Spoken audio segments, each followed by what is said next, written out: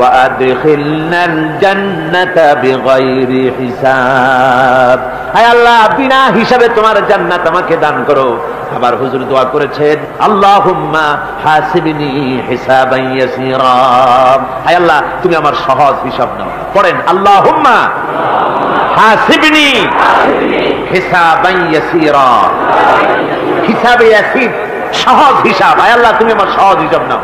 হাদিসের ব্যাখ্যা এসেছে সহজ হিসাব কি? ব্যাখ্যা এসেছে সহজ হিসাবটা হচ্ছে আল্লাহ রাব্বুল আলামিন কিয়ামতের ময়দানে তার কোন বান্দাকে যদি রহমত করতে চান, কোন বান্দার প্রতি যদি দয়া করতে চান, কাউকে যদি ক্ষমা করতে চান, তাহলে আল্লাহ রাব্বুল আলামিন তাকে একটা পর্দার আড়ালে ডেকে নেবেন। একটি পর্দার আড়ালে ডেকে নিয়ে আল্লাহ পাক জিজ্ঞেস করবেন, বান্দা তুই কি এই গুনাহগুলি করেছিলি নাকি, এইটা এই সব গুনাহ করেছিস নাকি? আল্লাহ জিজ্ঞেস করবেন বান্দাকে, অবস্থাটা কেমন হবে চিন্তা করেন, বান্দা এইগুলি করেছিস নাকি? বান্দা ভয়তে থরথর করে কাঁপতে থাকবে, কলিজা ভয়তে কাঁপতে থাকবে, অস্থির হয়ে যাবে। সে স্বীকার করবে রব্বুল আলামিন তুমি যা বলেছো আমি সব অন্যায় আমার দ্বারা হয়েছে, আমি বুঝতে পারি নাই, আমাকে মাফ করে দাও। রব্বুল আলামিন বান্দাকে বলবেন, যা বান্দা আমি তোকে মাফ করে দিলাম, আমার জান্নাতে চলে যা। সুবহানাল্লাহ সুবহানাল্লাহ। সুতরাং জাহান্নামের শাস্তি থেকে সব সময়ের জন্য আল্লাহর কাছে মাফ চাইতে হবে। ওয়াল্লাযীনা ইযা আনফাকু লাম ইউসরিফু ওয়া লাম ইয়াকতুরু ওয়া কানা বাইনা যালিকা কাওয়ামা। রহমানের প্রকৃত খাঁটি বান্দা তারা যারা নাকি যখন খরচ করে খরচের সময় বেহুদা খরচ করে না, আবার খরচের ভিতরে কার্পণ্যতাও তারা করে না।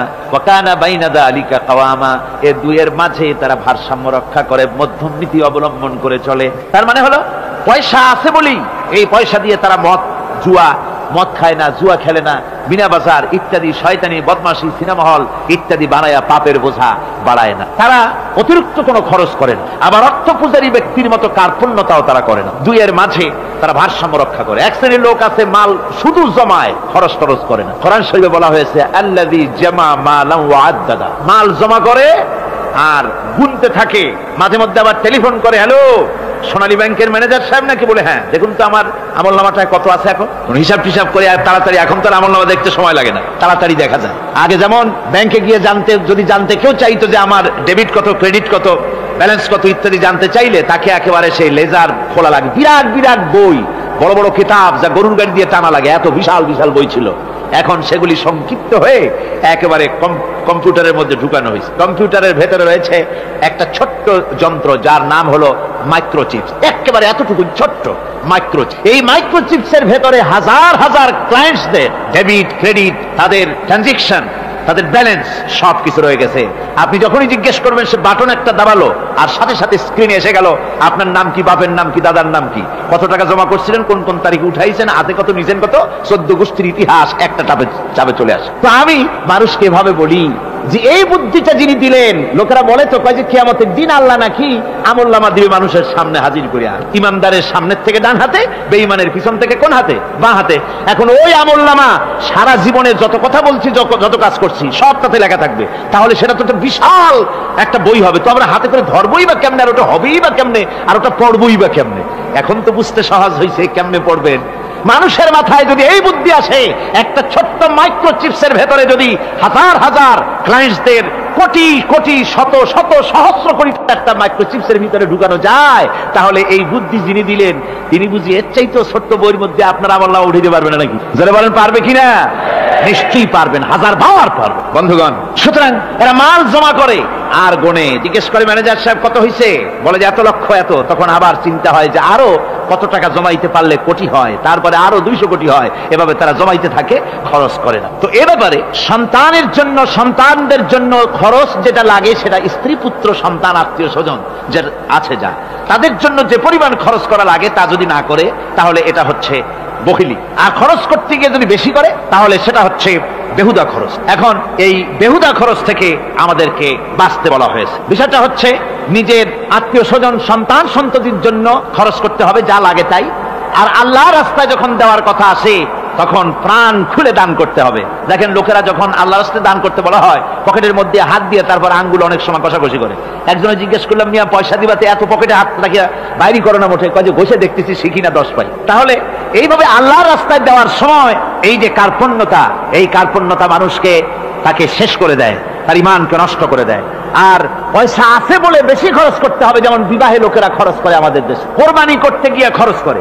হ্যাঁ, কোরবানি করবেন, আপনি ভালো একটা কোরবানি করবেন, আপনার পয়সা যেমন আছেন তেমন, কিন্তু 50,000 টাকা দাম দিয়ে একটা গরু কিনা, সেই গরুর গলায় মালা দিয়া এরপরে সারা শহরে প্রদর্শনী করতে হবে, এর কোনো যুক্তি নাই। আছে কোনো যুক্তি?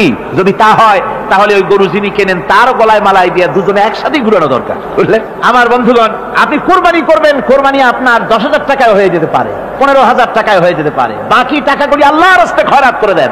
কত গরিব আত্মীয় আছে তাদের দিয়ে দেন। 50,000 টাকা দিয়ে বিরাট বাজারের সেরা গরু খরিদ করে কোরবানি দিচ্ছেন, অর্থটা কি? মানুষকে দেখাচ্ছেন আল্লাহর দরবারের গোশত যাবে না, চামড়া যাবে না, রক্ত যাবে না, যাবে আপনার নিয়ত। কি যাবে? নিয়ত। সুতরাং আল্লাহর রাস্তায় যখন খরচ করবেন, সেই খরচ করার ব্যাপারে তখনও নিয়তটা দেখতে হবে। হালাল পথে খরচ করতে গেলেও নিয়তটা দেখতে হবে, এবং তখনও বেহুদা খরচ করা যাবে না। বিবাহে যেভাবে খরচ আজকাল করে মানুষেরা, হুজুর সাল্লাল্লাহু আলাইহি ওয়াসাল্লাম বলেছেন যে বিবাহে যত খরচ কম সেই বিবাহ তত বরকতপূর্ণ। আর আমরা মনে করি বিবাহে যত বেশি খরচ বাড়ানো যায় ততই এটা বেশি শানদার হবে। উল্টা চিন্তা করি। আল্লাহ রাব্বুল আলামিন এরপরে বলছেন, والذين لا يدعون مع الله إلها آخر ولا يقتلون النفس التي حرم الله إلا بالحق ولا يزنون ومن يفعل ذلك يلقى أثاما। আর রহমানের খাঁটি বান্দা যারা, তাদের ৫ম নম্বরের বৈশিষ্ট্য হচ্ছে যে তারা আল্লাহর সাথে, আল্লাহকে বাদ দিয়ে অন্য কাউকে ইলাহ বলে, মাবুদ বলে ডাকে না। এই ব্যাপারেও ব্যাখ্যা আমরা এই মাহফিলে দিয়েছি, মনে আছেন আপনাদের?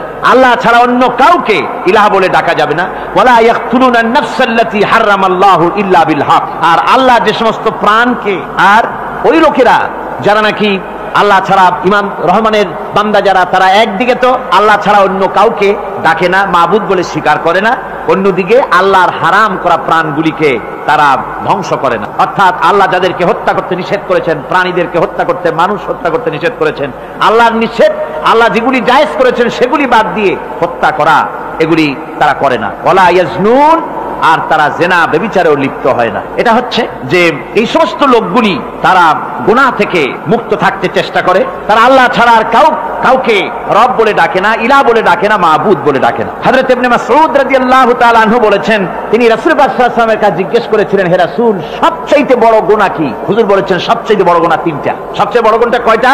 রাসূল পাক সাল্লাল্লাহু আলাইহি ওয়াসাল্লাম বলেছেন সবচেয়ে বড় গুনাহ হচ্ছে 3টি। একটি হচ্ছে, তুমি যদি কাউকে আল্লাহর সমতুল্য প্রতিদ্বন্দ্বী বানিয়ে যদি তার কাছে কিছু চাও, তাহলে এটা সবচেয়ে বড় গুনাহ। সন্তান দিতে পারেন আল্লাহ, তোমাকে রোগমুক্ত করতে পারেন আল্লাহ, আল্লাহ যা করতে পারেন এই সব বিষয়গুলি যদি মানুষের কাছে চাও, তাহলে তুমি আল্লাহর জায়গায় তাকে বসালে, এটা সবচেয়ে বড় গুনাহ। আর 2 নম্বরের গুনাহ হচ্ছে নিজের সন্তান তোমার খাবার খাবে, তোমার খাবারে সন্তান ভাগ বসাবে, এই ভয়তে সন্তানকে হত্যা করা, এটাও বিরাট পাপ। আর 3 নম্বরে হচ্ছে প্রতিবেশীর স্ত্রীর সঙ্গে জেনা করা, এটা হলো আরেকটি। মোট 3টি গুনাহ বলেছেন রাসূলুল্লাহ, সবচাইতে মারাত্মক গুনাহ। তার মধ্যে এই গুনাহগুলি তো আমাদের সমাজে চালু আছেই। একদিকে সমাজের ভেতরে রয়েছে আল্লাহ ছাড়া মানুষের কাছে, মাজারের কাছে গিয়া, কবরের কাছে গিয়া, কবরওয়ালার কাছে চাওয়ার এই রেওয়াজ চালু আছে। এই রেওয়াজ কি চট্টগ্রামে কমেছে না বেড়েছে? কমেছে। জোরে কোন আলহামদুলিল্লাহ। কমে গিয়েছে, আগের তুলনায় বহুত কমেছে। যারা এই মাজারকে নিয়ে ব্যবসা করে, তারা অনেকে বলেছেন যে আমাদের ইনকাম আগে যা ছিল তার থেকে 4 আনায় নেমে গিয়েছে, 12 আনাই শেষ। জোরে কোন আলহামদুলিল্লাহ। জোরে বলেন আলহামদুলিল্লাহ। এই মাজার পূজা থেকে বাঁচতে হবে। 2 নম্বরে রয়েছে, সমাজের ভিতরে চালু আছে এই যে সন্তান হত্যা করা, এই হত্যা করার এক রেওয়াজ চালু আছে। এরপরে রয়েছে এমনি মানুষকে হত্যা করা। কলেজ ইউনিভার্সিটিতে যেভাবে মানুষ হত্যা করা হচ্ছে, এরা জানে না নিজের আদর্শকে প্রতিষ্ঠার জন্য আন্দাজ এবং অনুমানের উপরে ভিত্তি করে জেদ করে মানুষকে হত্যা করছে। কি বলেন? করে না? আল্লাহ রাব্বুল আলামিন বলেন, ওয়ামান ইয়াকতুল মুমিনা মুতাআম্মিদান ফাজাযাউহু জাহান্নাম খালিদিনা ফিহা আবাদান। আল্লাহ রাব্বুল আলামিন বলেন, মুমিন বান্দা কি কেউ যদি ইচ্ছে করে কাউকে হত্যা করে, তাহলে তার জায়গা হবে জাহান্নাম, তার আর কোনো শাস্তি নাই, একমাত্র জাহান্নামই হবে তার শাস্তি, চিরকাল জাহান্নামের ভিতরে থাকতে হবে। জোরে বলেন নাউজুবিল্লাহ।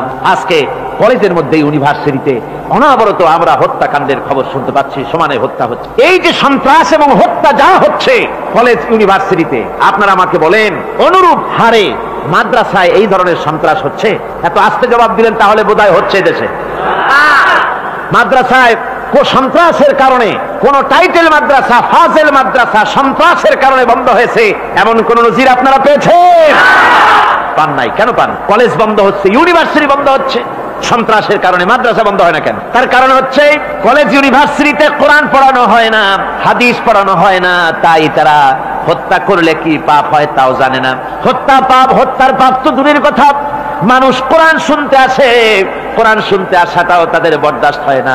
আমি জানতে পারলাম, এ মাহফিল আসার সময় জানতে পেরেছি, চট্টগ্রাম বিশ্ববিদ্যালয়ের কাছে থেকে শ্রোতৃমণ্ডলী মাহফিলের শ্রোতারা বাসে যখন আসতেছিল, সেখানকার কিছু সংখ্যক ছেলেরা ইট পাটকেল মেরেছে বাসের উপরে, বহুত লোক সেখানে আহত তারা করেছে। নাউজুবিল্লাহি মিন যালিক। কি শিক্ষা দেওয়া হচ্ছে সেখানে? কিন্তু মাদ্রাসায় তো হচ্ছে না। কেন হয় না? তার কারণ হচ্ছে মাদ্রাসাগুলিতে কোরআনে কারীম পড়ানো হয়, রাসূলুল্লাহর হাদিস পড়ানো হয়, সেখানে জানানো হয়, এই কথাগুলি পড়ানো হয়। যদি কেউ কাউকে হত্যা করে জাহান্নাম ছাড়া কোনো জায়গা থাকবে না, চিরকাল জাহান্নামে থাকতে হবে, এই ভয়তে ওরা হত্যার ভিতরে যায় না। এই জীবন নয়, পরকাল আছে, কিয়ামতের দিন আল্লাহর দরবারে দাঁড়ায়া জীবনের সবকিছুর হিসাব দিতে হবে। এই জন্য তারা এসব জানে বলে, এসব তাদের রক্তে মাংসের ভিতরে ঢুকানো আছে বলে তারা চুরি ডাকাতি জেনা ব্যভিচার হত্যার দিকে তত যায় না যত এরা যায়। ঠিক কিনা বলে? কলেজ ইউনিভার্সিটিতে আজকে কোরআন শরীফ পড়ানো হয় না। মাদ্রাসা এবং মসজিদে, মাদ্রাসাগুলিতে যে কারণে সন্ত্রাস হয় না, ওই কারণটা যদি কলেজ ইউনিভার্সিটিতে ঢুকানো যায় তাহলে সন্ত্রাস বন্ধ হতে পারে। ঠিক কিনা কর? আমার ভাইরা, আজ বাংলাদেশে যে কয়টা ইউনিভার্সিটি আর যতগুলি কলেজ আছে, এদেশের সাধারণ মানুষের রক্তার্জিত পয়সা দিয়েই এই কলেজ ইউনিভার্সিটি চালানো হয়, কিন্তু সেখানে কোরআন শরীফের তাফসীর পড়ানো হয় না, হাদিস শরীফ পড়ানো হয় না, হয় সব পড়ানো হয়, কিন্তু কোরআনে কারীমের তাফসীর পড়ানো হয় না, হাদিস শরীফ পড়ানো হয় না। যদি ওই কলেজ ইউনিভার্সিটির ছাত্রগুলিকে কোরআন শরীফ পড়ানো হতো, কোরআনের তাফসীর পড়ানো হতো, কলেজ ইউনিভার্সিটিতে হাদিস শরীফ যদি পড়ানো হতো, ইসলামের অর্থনীতি সমাজনীতি যদি পড়ানো হতো, তাহলে কলেজ আর ইউনিভার্সিটি গোটা জাতিকে মাস্তান আর গুন্ডা উপহার দিত না, খালিদ বিন ওলীদের মতো মুজাহিদ উপহার দিত। জোরে বলেন সুবহানাল্লাহ। আজকে গোটা জাতির চিন্তা চেতনা ধারণার বহির্ভূত সেখান থেকে সন্তান আমরা পাচ্ছি। আজকে সেখানে ছেলে পাঠাচ্ছে বাপ, ছেলে পাঠাচ্ছে, ছেলে লেখাপড়া করে সেখান থেকে ভালোভাবে পাশ করে আসবে, চাকরি বাকরি করবে, মা বাপের সুখের কারণ হবে। কিন্তু দেখা যায় কিছুদিন পর সেখান থেকে চলে আসে সন্তান লাশ হয়ে বাপের ঘরে ফিরে এলো। কি শিক্ষা হচ্ছে? এই শিক্ষা ব্যবস্থার আমূল পরিবর্তন হওয়া দরকার। আপনারা অবাক হবেন, শিক্ষা ব্যবস্থার পরিবর্তন হওয়া দূরের কথা, কোরআন হাদিস কলেজ ইউনিভার্সিটিতে পড়ানো তো দূরের কথা, নামাজের জন্য কোনো তাগিদ নাই। কোন কলেজে কোন ইউনিভার্সিটিতে এরকমের তাগিদ আছে যে যারা মুসলমান ছাত্র জোহরের আযান হয়ে যাবে সব ছাত্র শিক্ষককে বাই হুক এন্ড ক্রুক মসজিদে যেতে হবে, 5 ওয়াক্ত নামাজ বা জামাত আদায় করতে হবে, এমন হুকুম আছে? আছে। এরপরেও ছেলেরা যে যতটুকু ভালো আছে, অত বাস ভাঙছে ইউনিভার্সিটির সামনে পাইয়া, ওরা লাঠি ঝাঙ্গা নিয়ে যে দূর আসে না, এই তো কপাল। কথা বুঝতে পেরেছেন? ওদের তো কিছু শিখানো হয় না, কিচ্ছু, অর্থাৎ চরিত্র সৃষ্টি তাদের করানো হয় না। নামাজের তাগিদ নাই, রোজার তাগিদ নাই, ওজন একটা আলাদা জগৎ। যুবতী মেয়ে, যুবতী ছেলে, যুবক ছেলে পড়াশোনা করে, কো এডুকেশন, সহশিক্ষা, একসাথে যুবক পুরুষ আর যুবতী মহিলা একসাথে ওঠা বসা করছে, একসাথে পিকনিক করতে কোথায় হারায় যাচ্ছে, কি করতেছে না করতেছে দেখারও কেউ নাই। জোরে কর নাউজুবিল্লাহ। আজ তাই এক কথায় ইউনিভার্সিটিকে এদেশের একজন কবি বলেছিলেন ডাকাতদের গ্রাম। এখন শুধু ডাকাত না, মানে ডাকাতদের একেবারে আড্ডাখানা হয়ে গিয়েছে, অস্ত্রবাজির আড্ডাখানা হয়ে গিয়েছে। তাদের চরিত্র নষ্ট করার জন্য, ইসলামের থেকে তাদের মনকে ফিরিয়ে দেওয়ার জন্য বইপত্রের অভাব নাই, কোরআন হাদিসের অভাব আছে সেখানে, কিন্তু তাদের মন মগজ ইসলাম থেকে যেন ফিরে যায় এজন্য তাদেরকে বইপত্র দেওয়া হয়। এই পৃথিবীর 1 ইঞ্চি মাটির জন্য দেখেন না শহরে কি করে, বাড়ির পাশে বাড়ি উঠাইছে, 1 ইঞ্চি জমিন ছাড়বে না। হায় হায়, আর একজনের রাস্তা পাক আর না পাক, জমিন ছাড়বো না। অন্যের জমিন দখল করায় কি মজা পায়। হায় হায়, অন্যের জমিন নেওয়ার জন্য পাগল হয়ে যায় মানুষ। দুনিয়াকে ভালোবাসে, 1 কাঠা জমির জন্য, 1 আঙ্গুল জমিনের জন্য মামলা মোকদ্দমা, জজ কোর্ট, হাইকোর্ট, সুপ্রিম কোর্ট, তারপরেও ছাড়ে না। ঠিক না? এই জমিনটা এত ভালোবাসলেন, এত মামলা মোকদ্দমা করলেন, এই জমিনের 1 ইঞ্চিও খেতে পারবেন না, বরং মরে দেখেন জমিন হা করে আপনাকে গিলে ফেলে দেবে। আপনার হাড্ডি গুড্ডি গুস্ত সুদ্ধা মিশে যাবে এই মাটিতে। পৃথিবীকে ভালোবাসে কোনো লাভ নাই। স্ত্রী পুত্র পরিজন যার যতটুকু পাওনা দিবেন, ভালোবাসবেন, কিন্তু মূল ভালোবাসা কলিজাটা ভরা থাকবে আল্লাহর জন্য। কার জন্য? স্ত্রীর ভালোবাসা স্ত্রীকে দিবেন, মায়ের শ্রদ্ধা, বাপের শ্রদ্ধা, সন্তানের ভালোবাসা আলাদাভাবে দিবেন। আর সব থেকে যিনি ভালোবাসা পাওয়ার দাবিদার, তার জন্য রাতের বেলায় জাগুন, সিজদা দিয়ে কাঁদতে থাকুন। এই চোখ দুটা কে দিছে? এই জিহ্বা কে দিছে? এই কান কে দিয়েছেন? এই সুন্দর শরীর কে দিয়েছেন? বলার তৌফিক, শোনার তৌফিক কে দিয়েছেন? এই হক আদায় করতে গভীর রাত্রে জাগতে হবে, পাইকারি দরে ঘুমায়েন না, একটু জাগুন, শেষ রাত্রে উঠুন, শেষ রাত্রে জেগে প্রেম করুন আল্লাহর সাথে। প্রেম কি ঢোল পিটায় করা যায়? ইনকিলাব, সংগ্রাম এইসব পত্রিকায় বিশাল হেডিং দিয়ে কেউ প্রেম করে? বিজ্ঞাপন দিয়ে, টেলিভিশনে বিজ্ঞাপন দিয়ে প্রেম করে। প্রেম করে কিভাবে? গোপনে, আর মিলিত হয় নির্জনে। সবচাইতে বড় প্রেমিক হবে নিজে হতে হবে, আর আল্লাহকে সব থেকে বেশি ভালোবাসা দিতে হবে। সেজন্য আল্লাহ রাব্বুল আলামিন বলেছেন প্রেম করার জন্য কিছুটা নির্জনতা প্রয়োজন। এজন্য দিনের আলোতে ওয়াজআলনান নাহারা মাআশা, দিন বানাইছি রুজি রোজগার করার জন্য। ওয়াজআলনাল লাইলা লিবাসা, আর রাত বানাইছি শান্তির বাহন হিসাবে, আচ্ছাদন। সূর্যের আলোর ঝলকানি চলে গেছে, আলোর তীব্রতা আর নাই। গোটা পৃথিবীর উপরে আমি একটা কালো চাদর দিয়া ঢেকে দিলাম রাতের আধার, আর একেবারে অন্ধকার না করে আকাশে ডিম লাইটের মতো করে কতগুলি তারা জ্বালায়া দিলাম। এখন কেউ জেগে নাই, সব ঘুমানো। আমার প্রেমিক কে আছো? ওঠো, উজু করে সিজদায় পড়ে যাও, সিজদায় পড়ে যাও, কান্দো, গুনাহ মাপ চাও, যা করেছো মাপ চাও। তুমি গুনাহ করেছো আর আমি মাফ করার মালিক। ইন্নাল্লাহা ইয়াগফিরুয যুনুবা জামিআ, সব মাফ করে দেব, গুনাহগুলি নেকি দিয়া বদলায় দেব।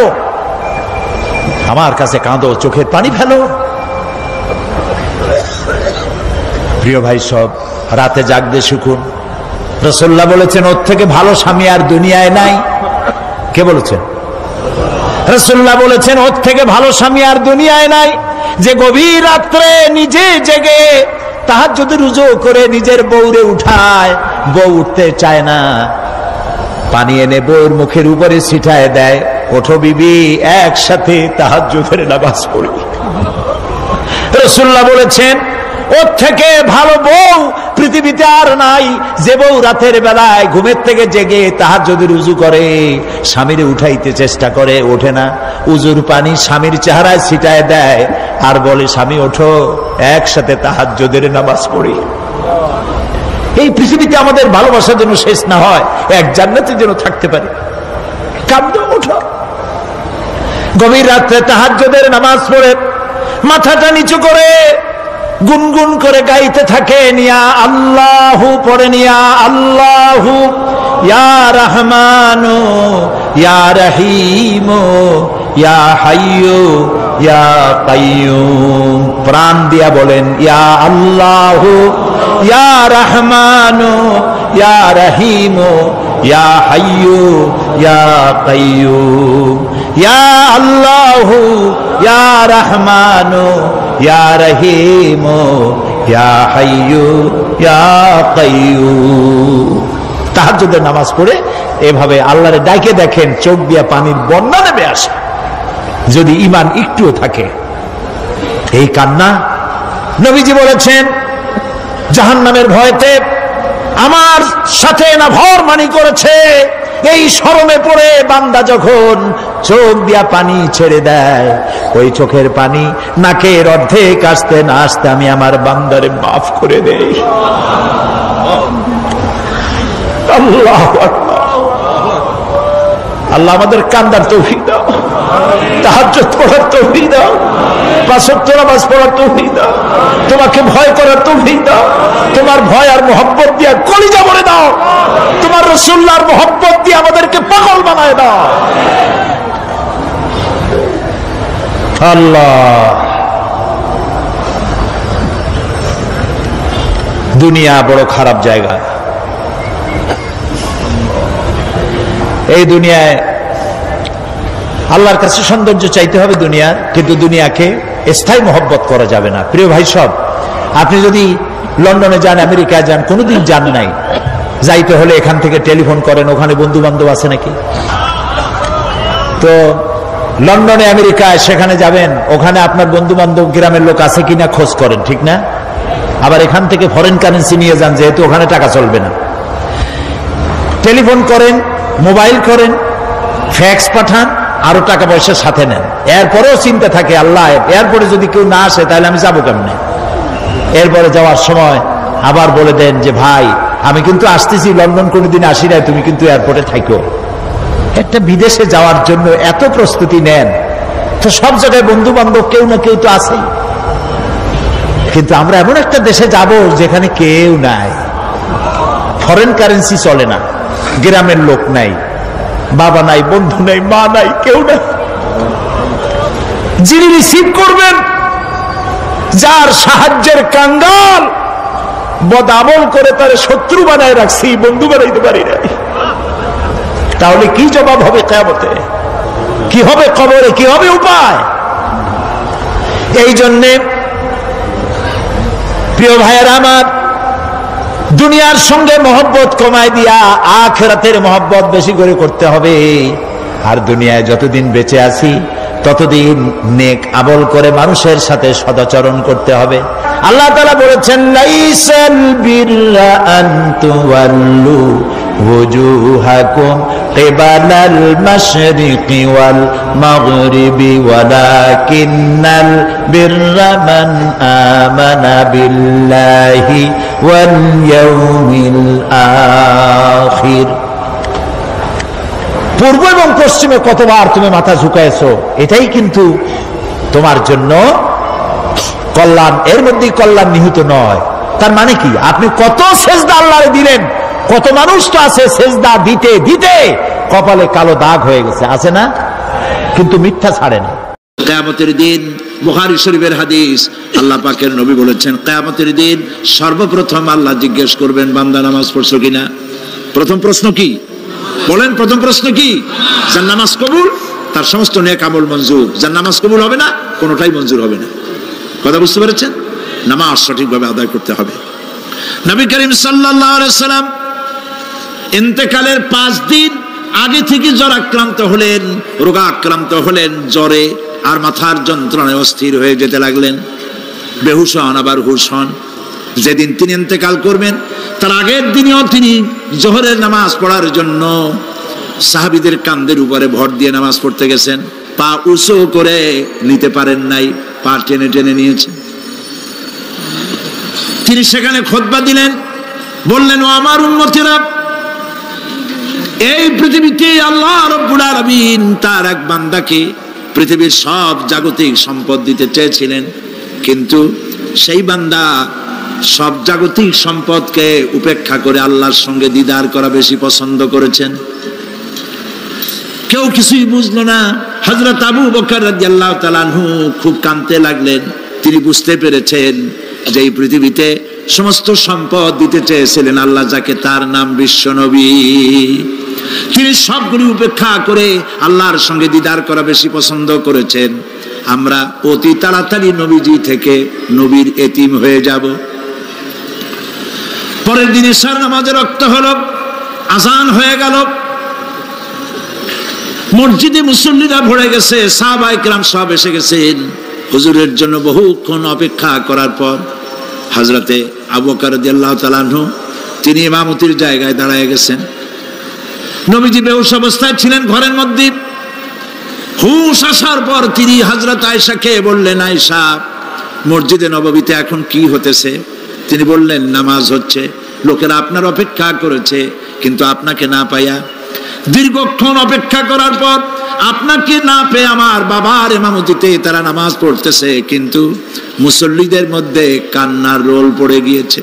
তাদের ধারণা হয়েছে নবীজির যায় নামাজে যখন হযরত আবু বকর দাঁড়ায় গেছে, নবীজির পিছনে নামাজ পড়া আর আমাদের কিসমতে হবে না।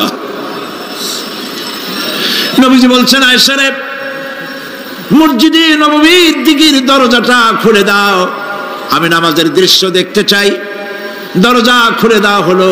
নবীজি কোন রকম মাথা উঁচু করে মসজিদে নববীতে নামাজের দৃশ্য নিজে অবলোকন করে আবার শুয়ে পড়লেন।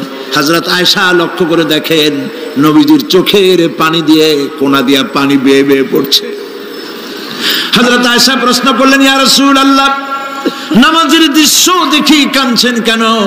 হুজুর বলেন, আয়েশা রে, এটা কোনো দুঃখের পানি নয়, আমি কাঁদতেছি এই জন্যে, এই নামাজের জামাত কায়েমের জন্য তায়েফের ময়দানে অনেক রক্ত ঝরেছে, আবার উহুদের ময়দানে দান দান শহীদ হয়েছে, সাহাবায়ে কেরাম জীবন দিয়েছে। আজ আমি দেখতে পেলাম আমার উম্মতেরা জামাতে নামাজ পড়ছে। আমার ধারণা হলো ভবিষ্যতে কিয়ামত পর্যন্ত আমার উম্মতেরা এইভাবে জামাত বন্দী হয়ে নামাজ আদায় করবে। নবীজি আবার বেহুশ হয়ে পড়লেন। মসজিদে নববী থেকে আজ আর কেউ বাড়ি যায় না, সবাই কান্দে। আজ রাত বোধহয় নবীজি কাটাবেন না। মেয়েরা কাঁদতেছে, সাহাবায়ে কেরাম কাঁদতেছেন, আজওয়াজে মুতাহারাত তারা কাঁদতেছেন। নবীজির আবার হুঁশ হলো, তাকায় দেখেন ঘরের মধ্যে কান্নাকাটি, মসজিদে নববীতে কান্নাকাটি। সব থেকে বেশি কাঁদতেছেন মা ফাতেমা। নবীজি হযরত ফাতেমার কান্না দেখে ইশারা করলেন, কাছে আয়। হযরত ফাতেমা রাসূলের কাছে গেলেন। নবীজি কানে কানে কি যেন বললেন, কান্নাটা বন্ধ হয়ে গেল। হযরত আয়েশা জিজ্ঞেস করলেন, মা, তোমার আব্বা তোমার কানে কি বললো আর কান্না বন্ধ হয়ে গেল? হযরত ফাতেমা বলে, আম্মাজি, আমার আব্বা আমাকে বললেন, মা ফাতিমা, তোমার কান্না আমার বরদাস্ত হয় না, কেঁদো না, আমি মৃত্যুর পরে সকলের আগে তোমার সাথে আমার দেখা হয়ে যাবে। হযরত ফাতেমা বলছেন, আম্মাজি, আমি বুঝতে পেরেছি আমার আব্বার এই কথার অর্থ কি। নবীজির ইন্তেকালের পরে আত্মীয় স্বজনের মধ্যে সবার আগে আমার মৃত্যু হবে, আর আমার পিতার সাথে আমি মিলিত হতে পারবো। রাত যখন শেষ হয়ে এলো, নবীজির হুঁশ হয়েছে। তাকায় দেখেন হযরত জিবরাইল দাঁড়ানো। হযরত জিবরাইল নবীজির চেহারা মোবারকের দিকে তাকায় বলেন, আসসালামু আলাইকা ইয়া রাসূলুল্লাহ, আল্লাহ আপনাকে সালাম বলেছেন, আর আল্লাহ পাক জানতে চেয়েছেন আপনার মুখে আপনি কেমন আছেন। আল্লাহ জানেন আপনার অবস্থা কি, তারপরেও আপনার মুখে শুনতে চেয়েছেন আপনি কেমন আছেন। নবীজি বলছেন, জিবরাইল, বড় কষ্টে আছি, বড়ই যন্ত্রণা, বড়ই কষ্ট। হযরত জিবরাইল বলছেন, ইয়া রাসূলুল্লাহ, আজকে এক নতুন ফেরেশতা আমি সাথে করে নিয়ে এসেছি। এই ফেরেশতা পৃথিবীর কোন নবী অথবা কোন মানুষের কাছে যাওয়ার জন্য অনুমতি চায় না, আজ আপনার কাছে অনুমতি ভিক্ষা চায় কাছে আসার জন্য। ওই ফেরেশতার নাম হচ্ছে মালাকুল মউত। হযরত মালাকুল মউত বলেন, ইয়া রাসূলুল্লাহ, এই পৃথিবীতে আদম আলাইহিস সালাম থেকে নিয়ে পর্যন্ত কোন মানুষের জান কবজের জন্য আমার অনুমতি চাওয়া লাগে নাই, আর কোনোদিন লাগবে না। আজ আমি আসার সময় আল্লাহ বলেছেন আপনার জান কবজের জন্য আমি যেন আপনার কাছে অনুমতি ভিক্ষা চাই। নবীজি বলছেন, আমি যদি অনুমতি না দেই তো কি হবে? হযরত মালাকুল মউত বলছেন, ইয়া রাসূলুল্লাহ, অনুমতি যদি না দেন আমি ফেরত চলে যাব, আমাকে সেভাবেই বলা হয়েছে। হযরত জিবরাইল বলেন, ইয়া রাসূলুল্লাহ, আল্লাহ রাব্বুল আলামিন আপনার দিদারের ইন্তজার করতেছে।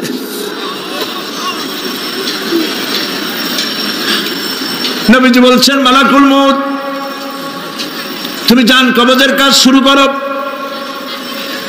মালাকুল মউত যখন কাছে এসেছে, রাসূল জিজ্ঞেস করলেন, আয়েশা, ঘরে যে কয়েক টুকরা স্বর্ণ ছিল সেগুলোর কি অবস্থা? ছোট ছোট 6 টুকরা স্বর্ণ ছিল। হযরত আয়েশা বলছেন, হুজুর, আমি এগুলো রেখে দিছি। হুজুর বলছেন, না, রাখতে পারবে না, আমার ইন্তেকালের আগে খয়রাত করে দাও। মুহাম্মদ সাল্লাল্লাহু আলাইহি ওয়াসাল্লাম আল্লাহর কাছে অবস্থায় উঠবে না যে তার ঘরের ভিতরে সোনা ছিল। দিয়ে দাও, খরচ করে দিয়ে দাও। হযরতে মালাকুল মউত রাসূলের জান কবজ শুরু করে দিলেন। রাসূলুল্লাহ জীবনের শেষ কথা বললেন, আসসালাত আসসালাত ওয়া মা মালাকাত আইমানুকুম।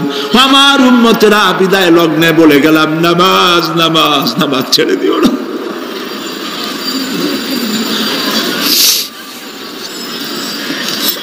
প্রিয় ভাইরা, নবী করিম সাল্লাল্লাহু আলাইহি ওয়াসাল্লাম জীবনের শেষ কথা বলে গেছেন নামাজ। সেই নামাজে আমাদের যত সব অবহেলা, স্ত্রীকে নামাজ পড়ান, বউকে নামাজ পড়ান, ছেলে মেয়েকে নামাজ পড়ান। দোকানদার ভাইরা যখন আজান হয়ে যাবে দোকান বন্ধ করে দেন, আপনি আপনার কর্মচারীরা নামাজ পড়তে যান। যতটুকু সময় নামাজ পড়তে গেছে এই সময় বিক্রি করলে যা লাভ হইতো এরপরে বিক্রি করলে আল্লাহ 10 গুণ বেশি বরকত দিতে পারেন। পারেন কিনা? পারেন কিনা? পারেন। আল্লাহর বিশ্বাস করেন, আল্লাহ আপনার বরকত দিবে। আপনার কর্মচারী, দোকানদারে, বাড়ি ঘরে স্ত্রী পুত্র পরিজন যারা আছে সবাইকে নামাজি বানাবার জন্য চেষ্টা করেন। নামাজ রোজা ইত্যাদি করুন। মিথ্যা বলবেন না, ওজনে কম দিবেন না, খাদ্যে ভেজাল দিবেন না, ঘুষ খাবেন না, ঘুষ দিবেন না, মানুষের উপর অত্যাচার করবেন না, কাউকে কষ্ট দিবেন না, মানুষ যেন আপনার ব্যবহারে কষ্ট না পায়। আল্লাহ পাক বলেছেন, ওয়াকুলু লিন্নাসি হুসনা, মানুষের সাথে সুন্দর সুন্দর কথা কও। নবী করিম সাল্লাল্লাহু আলাইহি ওয়াসাল্লাম বলেছেন, মানুষের সাথে যদি হাসি মুখে কথা বলো একটা সদকা দেওয়ার সমান সওয়াব হয়ে যাবে। মানুষকে ভালোবাসো, গরিবদের ভালোবাসো, তাদের অর্থ করি দাও, পয়সা করি দাও, তোমার যা আছে দিতে থাকো। কুয়ার পানি যত উঠাবেন তত কুয়ার পানি ভালো থাকবে, আর পানি উঠাবেন না কুয়ার পানি পচে যাবে।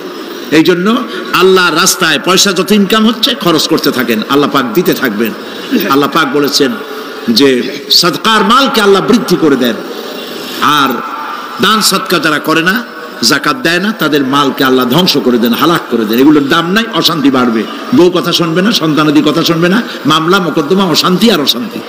আর আল্লাহর পথে থাকুন, আল্লাহ শান্তি বাড়ায় দেবেন। আমরা বলি আমিন। প্রিয় ভাই সব, আমি কিছু আলোচনা আজকে আল্লাহ পাক যা করাইছেন এগুলি যেন আল্লাহ আমারে আমল করার তৌফিক দেন। আমি মাঝে মধ্যে ভয় পাই, একদিন তো এই খবর নিশ্চয়ই হবে যে সাইদি বিদায় হয়ে গেছে।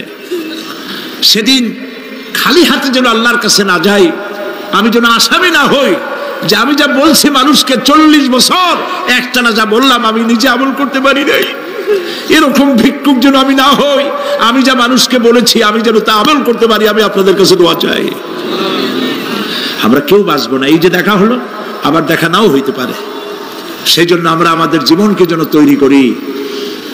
আপনারা কোরআন শরীফ পড়ুন, দিন শিখুন, ঈমান শিখুন, ভালো থাকুন, ভালো হয়ে চলুন। আল্লাহ রাব্বুল আলামিন পরীক্ষার জন্য আমাদেরকে এই ময়দানে ছেড়ে দিয়েছেন। প্রশ্ন কি হবে আল্লাহ সব বলে দিয়েছেন। প্রশ্ন কি হবে? তোমার যৌবন, এ ব্যাপারে প্রশ্ন করা হবে। কোন পথে ইনকাম করেছো প্রশ্ন করা হবে। কোন পথে খরচ করেছো প্রশ্ন করা হবে। দ্বীনের ইলম যতটুকু হাসিল করেছিলে তার কতটুকু নিজে পালন করেছো, আর দ্বীনের দাওয়াত কতটুকু মানুষের কাছে পৌঁছায়ছো। প্রত্যেকটি ব্যাপারে কিয়ামতে আল্লাহর কাছে জবাব দিতে হবে। এই জন্য কবি বলছেন, আমল সে জিন্দেগি বনতি হ্যায় ये जन्नत भी व जहन्नम भी, ये खाके अपनी फितरत है ना नारी ना नूरी। মানুষের জীবন আমল দিয়ে গঠন হয়, আমল দিয়ে জীবন গড়ে। নইলে এই মাটির তৈরি দেহ জান্নাত আর জাহান্নামের কিছু দিয়ে তৈরি হয় নাই। আপনি ইচ্ছে করলে দেহটারে জাহান্নামের জন্য উপযোগী করতে পারেন, ইচ্ছে করলে এই দেহটাকে জান্নাতের জন্য উপযোগী করতে পারেন। এটি আপনার ইখতিয়ারে আল্লাহ দিয়েছেন, আপনাকে বাধ্য করা হয় নাই যে সেজদা না দিলে ফেরেশতা এসে ঘাড়ের উপরে পিটাবে, সুদ ঘুষ জেনা করলে পরে ঠ্যাং পিটায় ভেঙে দেওয়া হবে না। আপনি বাধ্য নন। আপনি সম্মানিত জীব, আল্লাহ সম্মানিত প্রাণী আল্লাহ পাকের। সেই জন্য মানুষকে বাধ্য করা হয় নাই। অটোনোমাস বডি, অটোনমি দেওয়া হয়েছে, আপনাকে স্বাধিকার দেওয়া হয়েছে। চন্দ্র সূর্যের ব্যাপারে স্বাধিকার দেওয়া হয় নাই। রাত এখন 7:35, সূর্যের বাপেরও ক্ষমতা নাই বাংলাদেশে এখন উকি মারে, ঠিক কিনা? সে এখন আমেরিকায় রোদ দিচ্ছে, তাপ দিচ্ছে আমেরিকায়।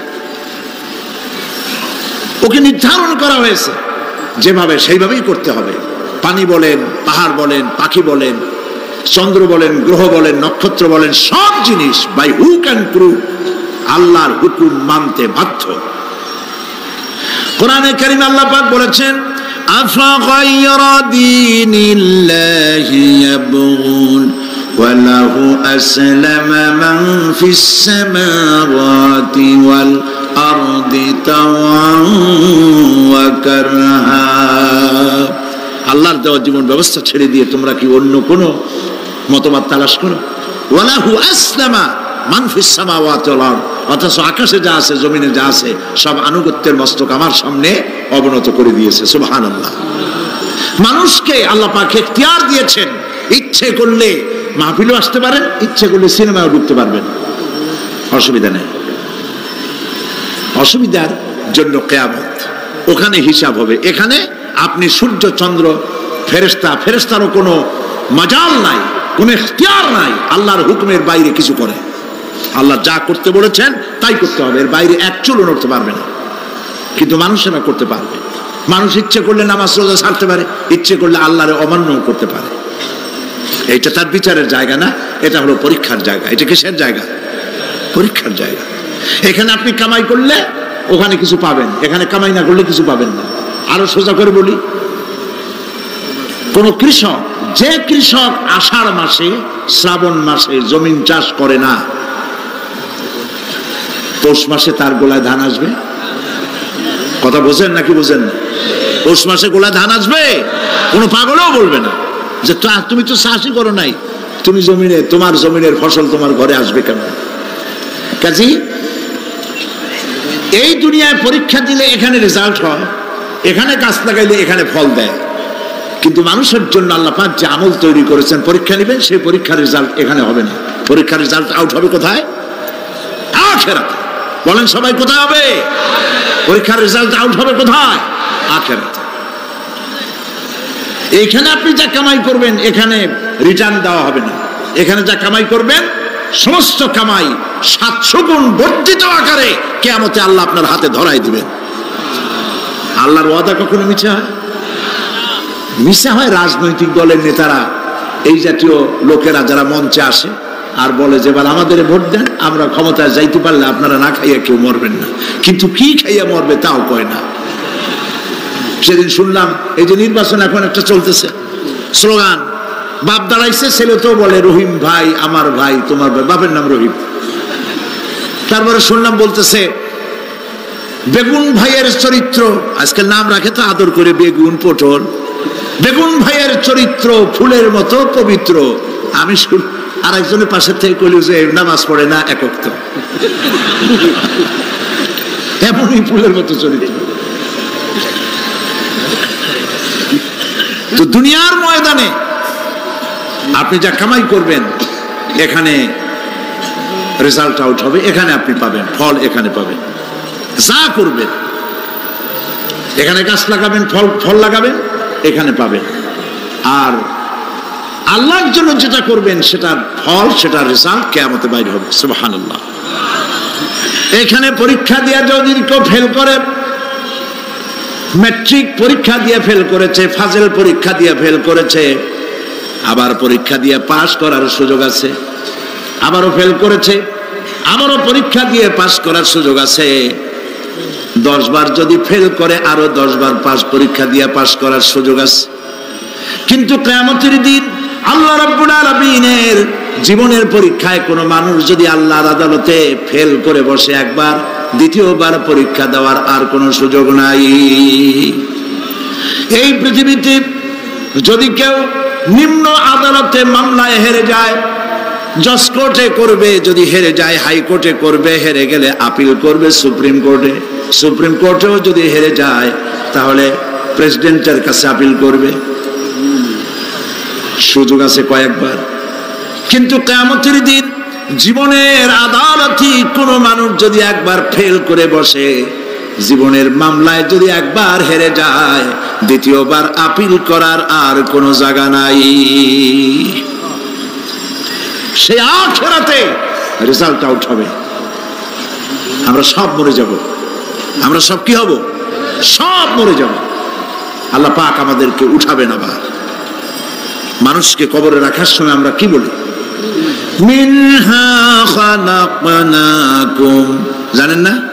পড়েন, মিনহা খালাকনাকুম ওয়া ফিহা নুঈদুকুম ওয়া মিনহা নুখরিজুকুম তারাতান উখরা। এই মাটি দিয়ে তোমাকে তৈরি করা হয়েছিল, এই মাটির মধ্যে রেখে গেলাম, এর থেকে আবার তোমাকে উত্থিত করা হবে। কে বলতেছেন এ কথা? আল্লাহ পাক বলছেন, আল্লাহ তাআলা বলছেন। কি নিষ্ঠুর এই পৃথিবী! ভেবে দেখেছেন কি একবারও কি ভেবে দেখেছেন এই পৃথিবী কত নিষ্ঠুর? এই সন্তান সন্ততি সব একটি মোহ, একটি মায়া, একটি মহব্বত, একটি প্রতারণা। যে বইয়ের জন্য হারাম ইনকাম করেছেন, যে সন্তানদের জন্য হারাম ইনকাম করেছেন, জান দিলেন, রক্ত দিলেন, জীবন দিলেন, সারা রাত কষ্ট করেছেন, দৌড়দৌড়ি করেছেন, যখন মরে গেলেন, যে বাচ্চাটা আপনি কোলে না নিলে কলিজা ঠান্ডা হয় না, সেই বাচ্চা বলবে, মাকে বলবে, মা বাপের লাশ যে রুমে আছে আমার সেখানে নিও না, আমার ভয় করে। ঠিক কিনা? স্ত্রীও আরো দুই একজন লোক না হলে লাশের ঘরে থাকতে পারবে না, তারও ভয় করবে।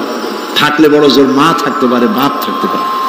যাকে বিবাহ করার পর অনেক সন্তান আছে, মা বাপকে চোখে দেখতে পারে না, বউর কথা মতো মায়ের সাথে কথা বলা বন্ধ করে দেয়।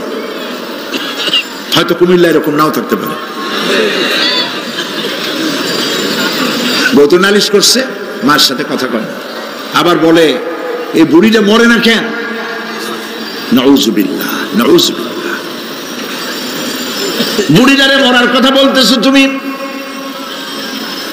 তোমার ছোট্টবেলায় যখন তোমার টাইফয়েড হয়েছিল, অসুখ করেছিল, গরিব বাবা, বাড়িতে ল্যাপ নাই, খাতা নাই, তোষক নাই, সেই জায়গায় মা তার কাপড় বিছায় দিয়া, বুকের উপরে নিজের শরীরের উষ্ণতা দিয়া বাঁচায় রাখার চেষ্টা করেছে, নিজে না খেয়ে খাওয়াইছে, অসুখ সারে না।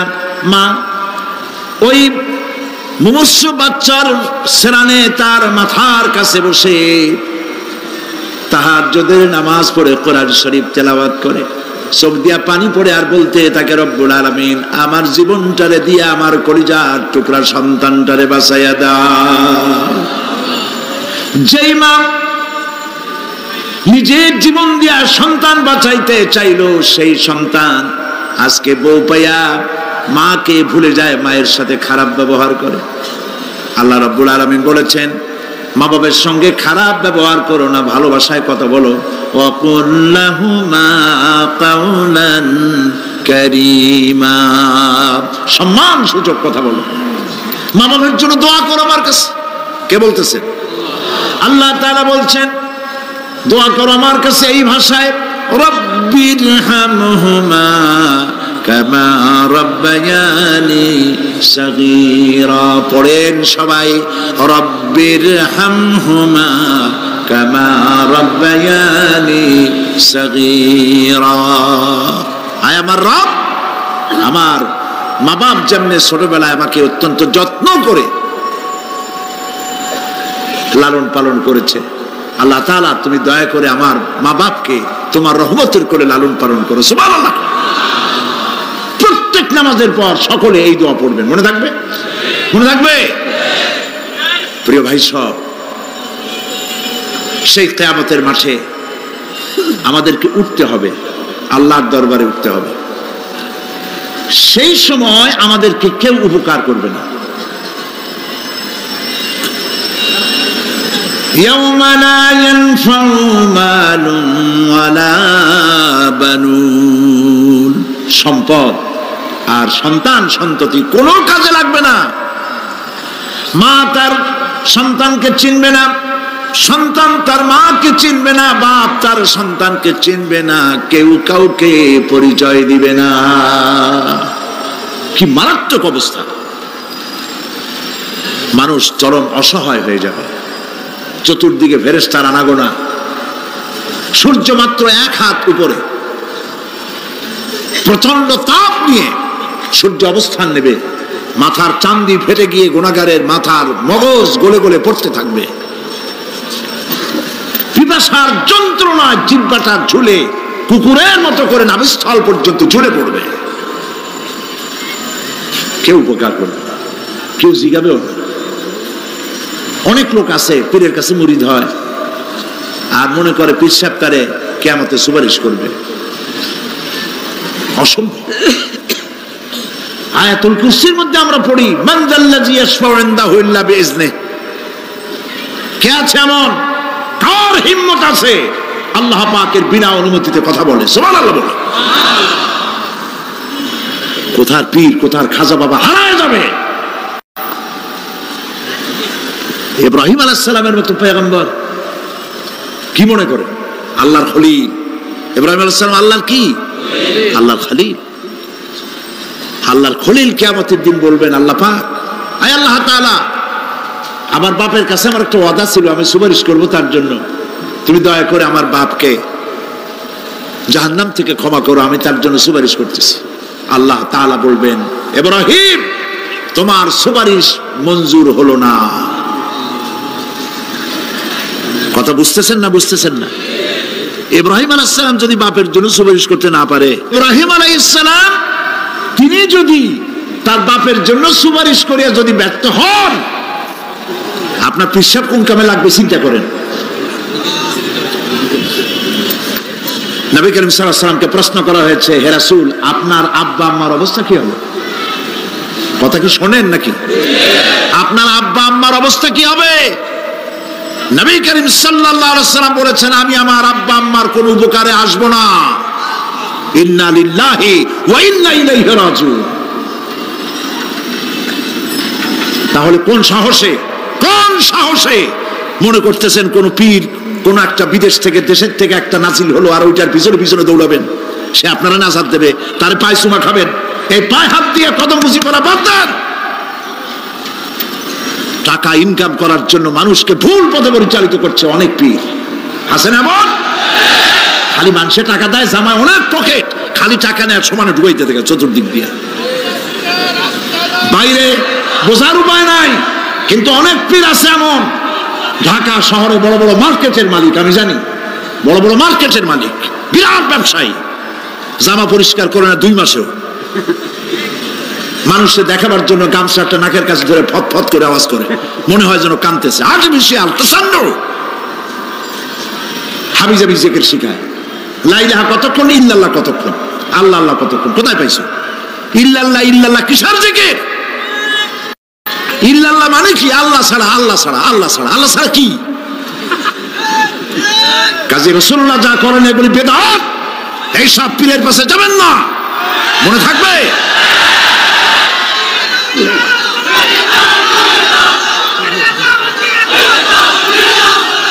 প্রিয় ভাই সব, কিয়ামতের দিন আপনার আমল, একমাত্র আমল আপনাকে বাঁচাইতে পারবে।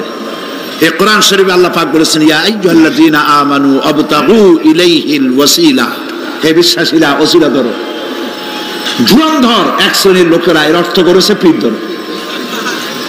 দুনিয়ার কোন তাফসীর, যত মুফাসসির পৃথিবীতে জন্মগ্রহণ করেছেন, কোন মুফাসসির এটা বলেন নাই আবতাগু ইলাইহিল ওসিলার মানে হলো পীর ধরো।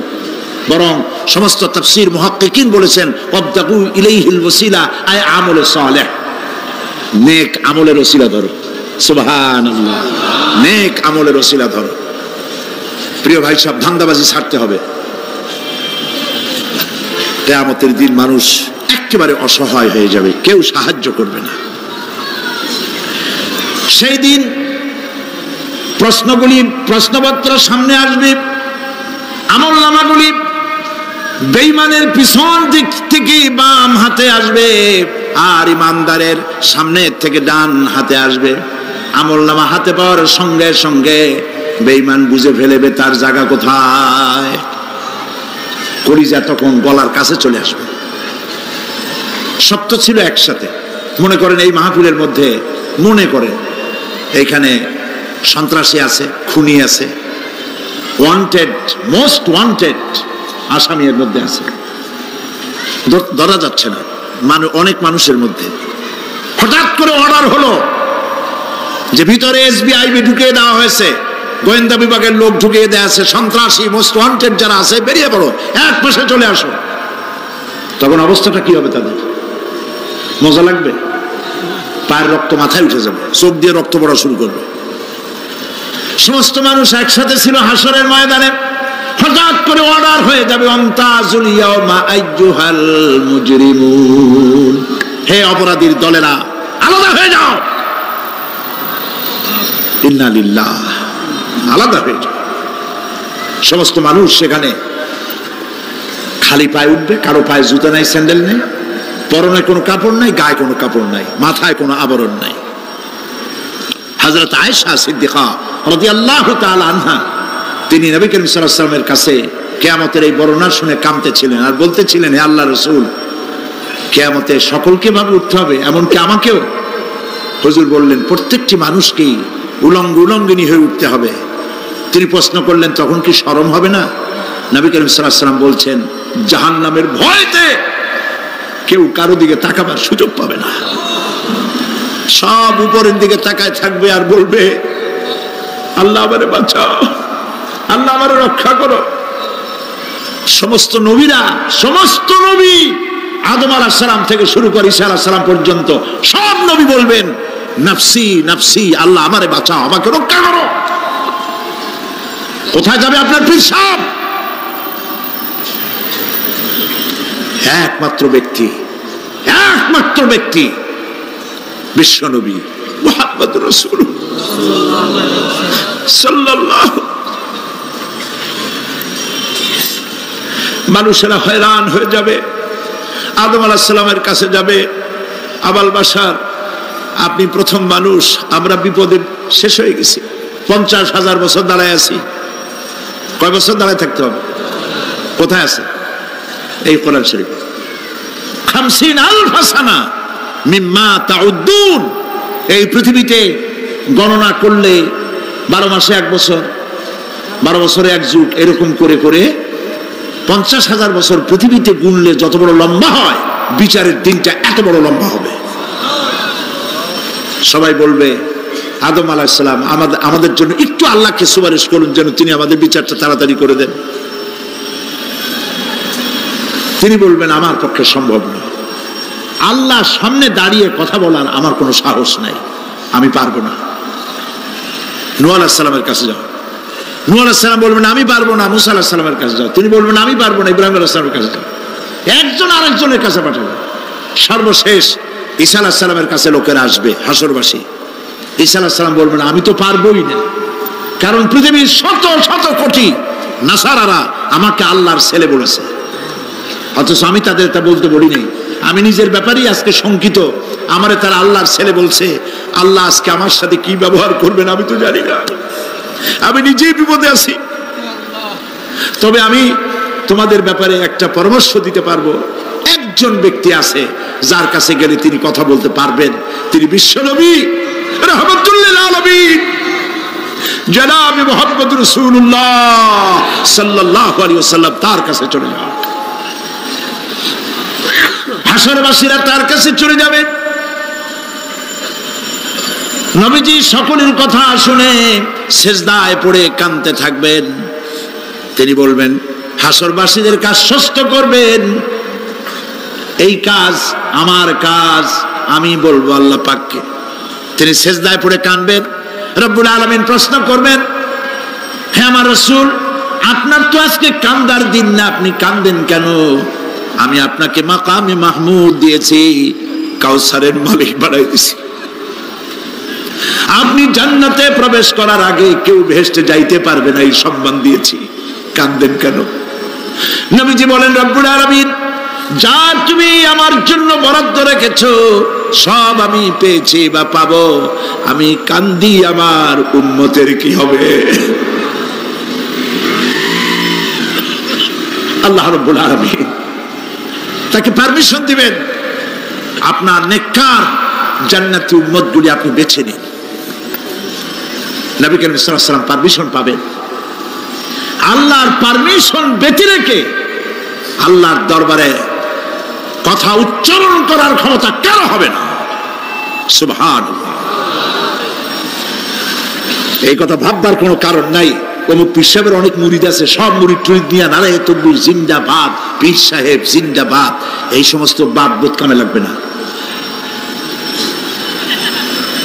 ওয়া কুল্লুহুম ইয়াতিহি ইয়াউমাল কিয়ামাতি ফারদা, কিয়ামতের দিন প্রত্যেককে একজন একজন করে আসতে হবে আল্লাহর দরবারে। আল্লাহ বলেছেন একজন একজন একজন, মিছিল করার উপায় নেই। আল্লাহ রাব্বুল আলামিনের দরবারে হাজির হয়ে যাবে সেই কঠিন হাসরের ময়দানে। বাঁচার জন্য নবীজি দোয়া শিখায় দিয়েছেন, দোয়া করো আল্লাহুম্মা হাসিবনি হিসাবান ইয়াসীরা।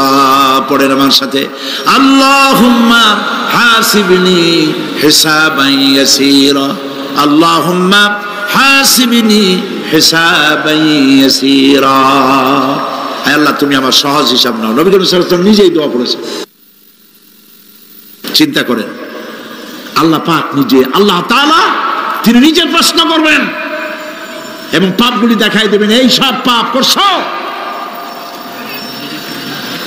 মানুষ আল্লাহর বান্দা ভয় চোটে কলজা গলা দিয়ে বেরিয়ে যেতে থাকবে, বেরিয়ে যেতে চাইবে, তার বাষ্পরুদ্ধ হয়ে আসবে, বলতে থাকবে আল্লাহ আমি করে ফেলেছি, আমি মাপ চাই, তোমার কাছে ক্ষমা ভিক্ষা চাই। আল্লাহ রাব্বুল আলামিন বান্দার কাকুতি বিনতির দিকে লক্ষ্য করে বলবেন, বান্দারে আমি তোকে ক্ষমা করে দিলাম। এটাই হলো হিসাব ইয়াসির, সহজ হিসাব। এই সহজ হিসাব কার কিসমতে আছে কার কিসমতে নাই আমরা কেউ জানি না। এই দুনিয়াটাকে আল্লাহ পাক বানাইছিলেন পরীক্ষা নেওয়ার জন্য। কি জন্যে? পরীক্ষা নেওয়ার জন্য। পরীক্ষায় যার যে বয়স এখন আছে, এখানে আমার যা বয়স, আপনার যা বয়স, এই বয়সে যা যা করছি এখন হিসাব করেন। ছোটবেলায় কই মাছের কাঁটা গলার মধ্যে ঢুকছিল, তখন ক্লাস 2তে পড়ি, এরকমের একটা ঘটনা মনে আছে কিনা? মনে নাই? অন্যের বাড়ির আম পাড়তে গিয়া বাড়িওয়ালার সামনে পড়ছিলেন, 2টা থাপ্পড় দিছিল, এসব কথা মনে আছে না? আছে কিনা? এই ছোট্ট ছোট্ট কথাগুলি, কোন পুকুর পাড়ে আসার খাইছিলাম, কেডা মারছিল, সেই ছোট্টবেলা থেকে এই পর্যন্ত এই ছোট্ট কথাগুলি যদি মনে থাকে, তাহলে বড় বড় পাপ কি কি করছেন তা মনে নাই? তাহলে নিজের হিসাব নিজে করো। কিয়ামতে আল্লাহ পাক আমলনামা হাতে দিবেন, বলবেন পড়ো, ইকরা কিতাবাক, পড়ো তোমার আমলনামা। তুমি তোমার হিসাবের জন্য আজকে তুমি নিজেই যথেষ্ট। পড়ে দেখো কি করছো। ইন্না লিল্লাহি ওয়া ইন্না ইলাইহি রাজিউন। হযরত ওমর ফারুক রাদিয়াল্লাহু তাআলা আনহু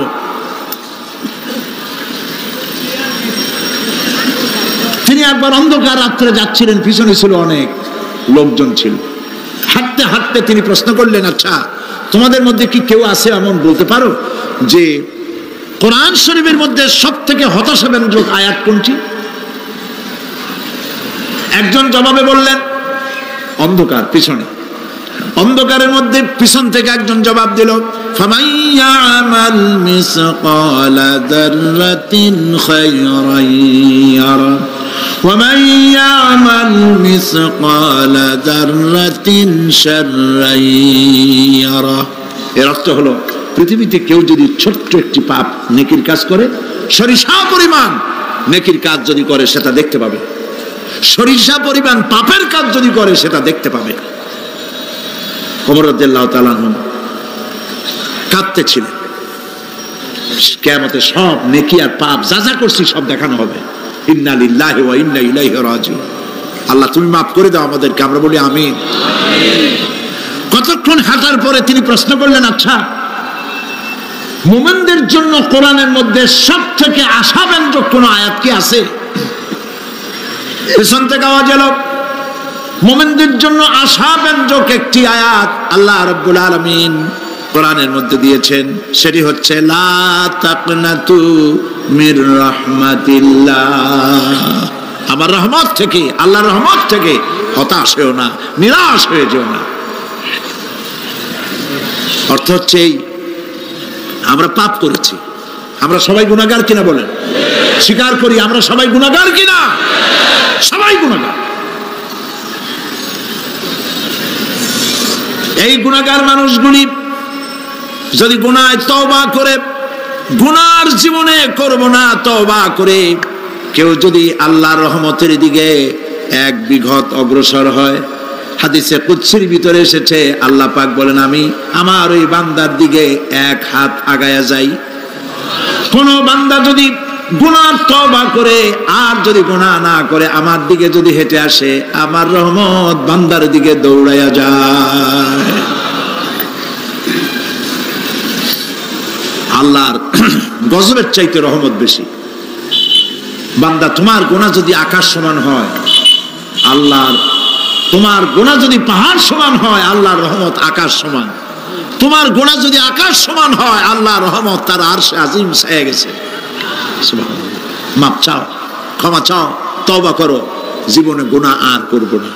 যে ব্যক্তি তওবা করবে, গুনাহ থেকে বাঁচবে, আল্লাহ তাদেরকে রক্ষা করবে। প্রিয় ভাইয়েরা, এই দুনিয়ার জিন্দেগিতে পৃথিবীর মহব্বতে আমরা পাগল হয়ে গেছি। সবাই শুধু টাকা টাকা, টাকা ছাড়া দুনিয়াটা ফাঁকা। দুনিয়া কা মজা লে লো, দুনিয়া তোমারি হ্যায়। খাও দাও ফুর্তি করো, দুনিয়াটা মস্ত বড়। এগুলি শয়তানদের কথা। কাদের কথা? শয়তানদের কথা। আল্লাহ বলেছেন কুলু ওয়া তামাত্তাউ, খা জব্বার খাও, খা খার ফুর্তি কর। মাতাউন কালিল সুম্মা মাওয়াহুম জাহান্নাম ওয়া বিসাল মাসির। সামান্য কয়েকদিনের জন্য দালান কোঠা বানাইয়া ফুর্তি কর, এরপরে জায়গা হবে জাহান্নামে। জায়গা হবে কোথায়? জাহান্নামে। প্রিয় ভাইয়েরা,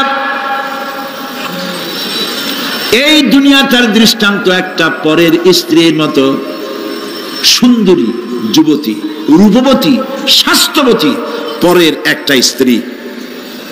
এইটারে দেখে আফসোস করে কোনো লাভ আছে? জবাব দেন। যারা কথা বোঝেন তারা জবাব দেন।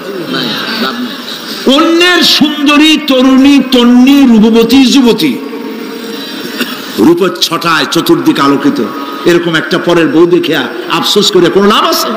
ওর তো বিয়ে হয়ে গেছে, তুমি আফসোস করে লাভ কি? গলা দড়ি গিয়ে মরলেও লাভ নাই। এই পৃথিবী একটা সুন্দরী পর স্ত্রীর মতো। একে যত মহব্বত করবেন, আল্লাহর রহমত থেকে তত দূরে চলে যাবেন। আর এই দুনিয়ার উপরে যত লাথি মারবেন, আল্লাহর দিকে তত আগায় যাবেন। খালি টাকা চাই, টাকা টাকা। বাড়ি একটা আছে আরো 6টা চাই, দোকান 5টা আছে আরো 7টা চাই, গাড়ি একটা আছে আর 50টা চাই।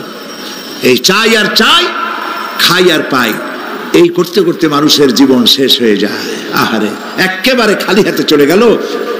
ইন্ডাস্ট্রি পড়ে থাকলো, বাড়ি পড়ে থাকলো, গাড়ি পড়ে থাকলো, 3খান কাপড় নিয়ে আর চলে গেল গর্তের মধ্যে। আহারে, ছেলে মেয়ে বউ চোখের একটু পানি ফেলাইলো ওই দিন, আর কিচ্ছু না, কবরের মধ্যে রেখে দিল। এখন কবরের ভিতরে ফেরেশতা চলে এসেছে। বেঈমান হয়ে যদি মারা যেয়ে থাকে, ঈমান নিয়ে মরে নাই, বেঈমান হয়ে মারা গেছে, কলেমা মনে আসে নাই। জিজ্ঞেস করা হবে মান রাব্বুকা মা দীনুকা মান নাবিয়ুকা, কে তোমার রব, কি তোমার দিন, কে তোমার নবী? বেঈমান বলবে হায় হাতা লা আদরি, জানি না। নাউযুবিল্লাহ, বলে নাউযুবিল্লাহ, জানি না। এখানে আপনি মুখস্থ করে গেলেই যে ওখানে জবাব দিতে পারবেন এমনটি হবে না।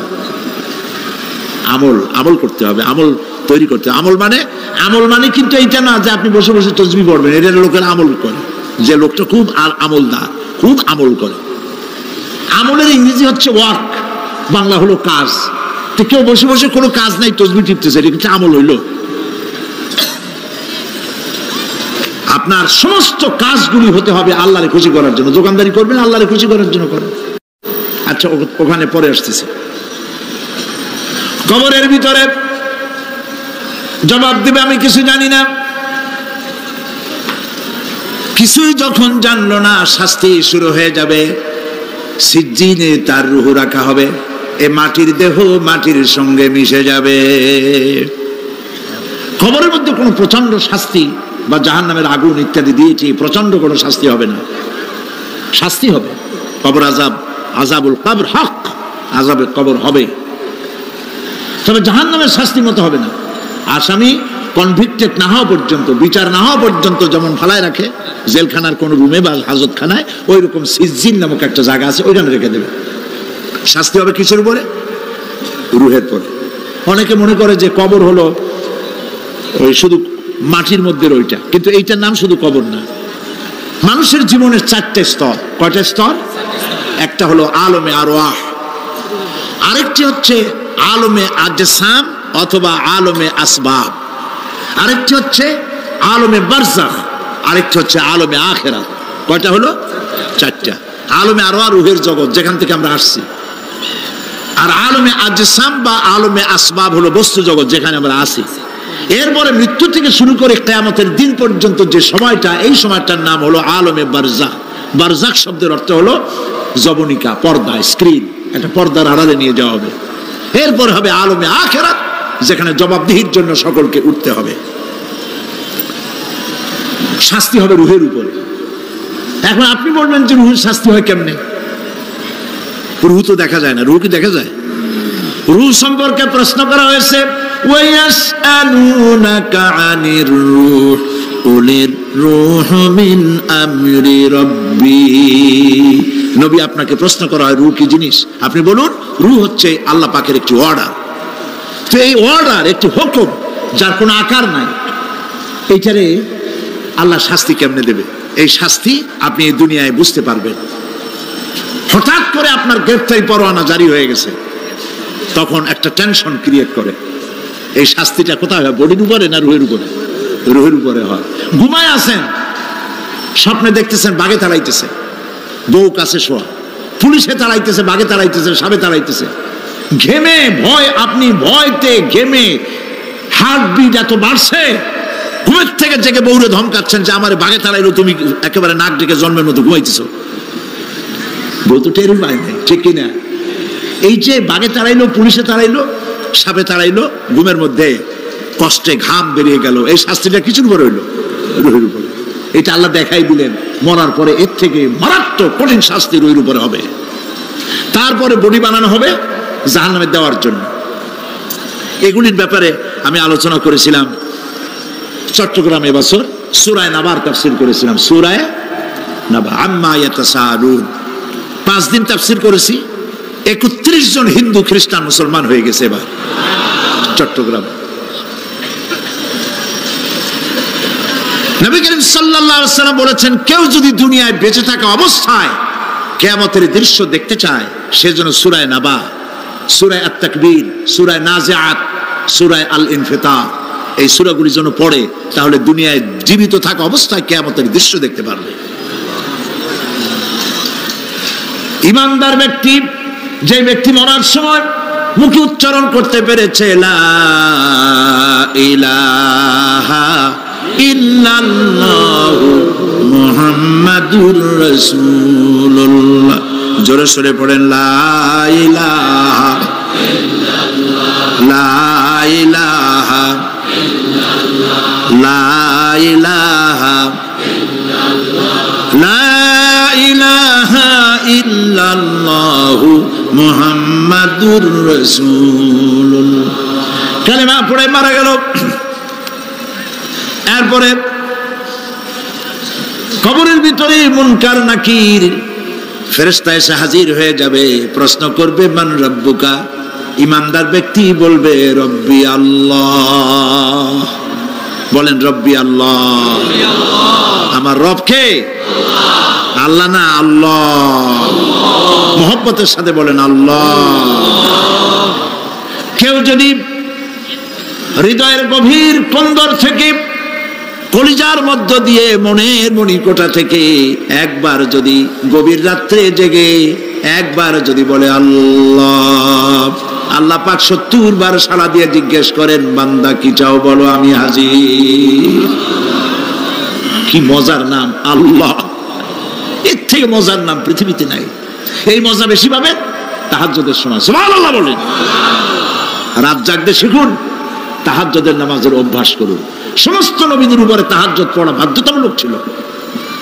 গভীর রাত্রে সব ঘুমানো, আপনি জাগুন, উযু করুন, একটা রুমের মধ্যে একা চলে যান, দরজা বন্ধ করে দিন, তারপরে 6 রাকাত 8 রাকাত নামাজ পড়ে কান ধরিয়ে আল্লাহর কাছে বলতে থাকেন, আল্লাহ, আমি এই সমাজের একজন নগণ্য মানুষ, তুমি দয়া করে আমারে কত টাকা দিছো, পয়সা দিছো, আমার মতো বিদ্যা জানাওয়ালা লোকেরা রিক্সা চালায়, অফিসে চাকরি করে, খাইয়া বউরেও ভালো কাপড় দিতে পারে না। তুমি আমারে কই থেকে কই নিয়ে আসছো বাবু? তার আমি শুধু নাফরমানি করছি, গুনাহ করছি, মিথ্যা কথা বলছি। আল্লাহ তুমি আমারে মাফ করো। গভীর রাত্রে গুনগুন করে নিজের কানে ধরে অপরাধ স্বীকার করে কাঁদতে থাকেন আর ডাকতে থাকেন, ইয়া আল্লাহু ইয়া রহমানু ইয়া রহিমু ইয়া হাইয়ু ইয়া কাইয়ুম। পড়েন, ইয়া আল্লাহু ইয়া রহমানু ইয়া রহিমু ইয়া হাইয়ু ইয়া কাইয়ুম, ইয়া আল্লাহু ইয়া রহমানু ইয়া রহিমু ইয়া হাইয়ু ইয়া কাইয়ুম। চোখের পানি ফেলে। নবীজি বলেছেন, আল্লাহর ভয়েতে গুনাহ করেছিল সেই লজ্জা করে, আল্লাহর ভয়েতে, জাহান্নামের ভয়েতে মানুষ যখন কান্দে, চোখের পানি নাকের অর্ধেক আসতে না আসতে আল্লাহ পাক তারে মাফ করে দেন। আল্লাহ পাক, মা বাচ্চা যদি কান্দে মা সইতে পারে বলেন? মায়ের চাইতে আল্লাহর মহব্বত কম না বেশি? মহব্বতকে আল্লাহ পাক 100 ভাগ করেছেন, 1 ভাগ সারা বিশ্বের মাঝে ছড়িয়ে দিয়েছেন, আর 99 ভাগ আল্লাহ তার নিজের মধ্যে রাখছেন। 1টা ভাগ ছেড়ে দিলেন পৃথিবীতে, সেই ভাগের থেকে যেটুকুন মুরগি পেল, মুরগি তার বাচ্চা ঠেকাবার জন্য চিলের সাথে লড়াই করে, শিয়ালের সাথে লড়াই করে, গরু হাতির সাথে লড়াই করে, মানুষ তার সন্তানকে বাঁচাবার জন্য জীবনটাও দিয়ে দেয়। 1টা ভাগের যতটুকুন পেলাম, সেই মহব্বত যদি আমার এত তীব্র হয় স্ত্রীর জন্য, সন্তানের জন্য, তাহলে 99টা ভাগ মহব্বত যে আল্লাহর কাছে বান্দার জন্য, তার দয়া কত বেশি। এই জন্য কবরের ভিতরে প্রশ্ন হবে, কে তোমার রব? মুমিন ব্যক্তি বলবে, রব্বি আল্লাহ, আমার রব আল্লাহ। ওয়ামা দীনুকা, তোমার দিন কি? বলবে, দীনুনাল ইসলাম। ওয়ামান নবিয়ুকা, তোমার নবীকে? ওই লোক বলবে, নবিয়ুনা মুহাম্মাদুর রাসূলুল্লাহ সাল্লাল্লাহু আলাইহি ওয়াসাল্লাম। হাদিসে এসেছে, ওই সময় নবীজির চেহারা মোবারক দেখানো হবে, প্রশ্ন করা হবে, মা কুনতা তাকুলু ফি হাদার রাজুল, এই লোক সম্পর্কে তোমার ধারণা কি? লোকটি বলবে, হাদা নবিয়ুনা মুহাম্মাদুর রাসূলুল্লাহ সাল্লাল্লাহু আলাইহি ওয়াসাল্লাম, ইনি তো আল্লাহর রাসূল, আমার নবী। সঙ্গে সঙ্গে গায়েব থেকে আওয়াজ হবে, ফাফরিশু বিল জান্নাতি ওয়ালবিসু বিল জান্নাহ। আমার ফেরেশতারা আমার বান্দার জন্য জান্নাতের বিছানা কবরের মধ্যে বিছায় দাও, আর আমার বান্দাকে জান্নাতের পোশাক পরায় দাও। জান্নাতের পোশাক পরায় দাও, জান্নাতের বিছানা বিছায় দাও, আর তার কবরটাকে প্রশস্ত করো, ইলা মাদ্দা বাসারা, যদ্দূর তার চোখের দৃষ্টি যায় অদ্দূর বড় বানায় দাও কবর। ফেরেশতারা বলবেন, নম কা নাউমুল উরুস, দুলামিয়া যেমন বাসর সজ্জায় বউ নিয়ে ঘুমায়, তুমি আরামে ঘুমায় থাকো, ইলা ইয়াউমিল কিয়ামা। ভাই সাহেব, এই পৃথিবীর সব ফাঁকিবাজি, মোহ, সব মোহ, স্ত্রী, পুত্র, পরিজন, মাল, ধন, কিচ্ছু না, কোনো দাম নাই। আল্লাহকে ভয় করুন, আল্লাহকে ভয় করে চলুন। ভয় তো করতে পারলাম না। এত বড় একটা রমজান মাস চলে গেল, রোজা আসছিল তাকওয়া সৃষ্টি করার জন্য, সারা জীবন রোজা রাখলাম, মুত্তাকি হইতে পারলাম না। এটা ঠিক কিনা বলে? সারা জীবন রোজা রাখলাম, মুত্তাকি হইতে পারি নাই। এখনো মিথ্যা কথা বলি, ওজনে কম দেই, খাদ্যে ভেজাল দেই, কথা ঠিক কিনা? মিথ্যা কথা বলতেছেন। মিথ্যা কথা বলা কবিরা গুনাহ, মিথ্যা কথা বলা সমস্ত গুনার মা। কথায় কথায় মিথ্যা বলা হচ্ছে। দোকানদারি করতেছেন, কষ্ট করে মাল কিনছেন, লাভের জন্যই তো কিনছেন, মিথ্যা কোন কেন? ওজনে কম দিচ্ছেন, ভেজাল দিতেছেন, ভেজাল দিয়া কম দিয়া কয় টাকা উপার্জন করবেন? আর কতগুলি খাইতে পারবেন আপনি? চাউলের মধ্যে তুষ দিলেন, কুড়া দিলেন, পাথর দিলেন। আহারে মুসলমান, কি কপাল পোড়া! ওজন দিতে গিয়া একটু খিস দিয়া ধরে যেদিকে পাথরটা, আর মালটা যেদিকে সেদিক টেটু নিচু করে দেয়। যে কেনে সে মনে করে মাশাআল্লাহ, লোকটা তো খুব ভালো, আমার তো বেশি দিছে। কিন্তু বাড়ি যায় দেখবেন আপনারা 14 গ্রাম কম দিয়েছে। ও 14 গ্রাম তো না, এখন তো গ্রাম বলে, আগে তো আমরা ছটক মটক বলছি, এখন গ্রাম বলে সুবিধার জন্য। এগুলি কি আমি বানায় বলতেছি না? কথা ঠিক। লাভটা কি? কি লাভ? জমিনের আইল ঠেলতেছেন, পরের জমিন দখল করতেছেন, বোনেরে ঠকাইছেন, ভাইরে ঠকাইছেন, ভাইয়ের সম্পত্তি ফেরত দেন নাই। আহা, এই যে দুরবস্থার সৃষ্টি হলো, আমলের পরিবর্তন হলো না। মসজিদ বানাইছি সব দালান, মসজিদগুলি সব বিল্ডিং হয়ে গেছে। নবী করিম সাল্লাল্লাহু আলাইহি ওয়াসাল্লাম বলেছেন, মাসাজিদুহুম আমিরাতুন ওয়া হিয়া খারাবুম মিনাল হুদা। মসজিদগুলি সব দালান হয়ে যাবে শেষ যুগে। এগুলি নবী করিম সাল্লাল্লাহু আলাইহি ওয়াসাল্লাম ভবিষ্যৎবাণী। মসজিদগুলি কি হবে? সব বিল্ডিং হয়ে যাবে। ওয়া হিয়া খারাবুম মিনাল হুদা, হেদায়েত থেকে খালি হয়ে যাবে। হেদায়েত নাই, খালি মসজিদ, building, tiles, mosaic, air condition সব আছে, হেদায়েত নেই। কবি বলতেছেন, मस्जिद तो बना ली है शब भर में ईमान की हरारत वालों ने, मन पुराना पापी रहा बरसों में नमाजी बनना सिखा। মন চাইছে তাড়াতাড়ি করে মসজিদ একটা বানাই ফেলাইছে, কিন্তু বছর বছর নামাজ পড়লো, মন সেই পুরানা পাপী রয়ে গেছে, সেই পাপ থেকে সে বাঁচতে পারে নাই।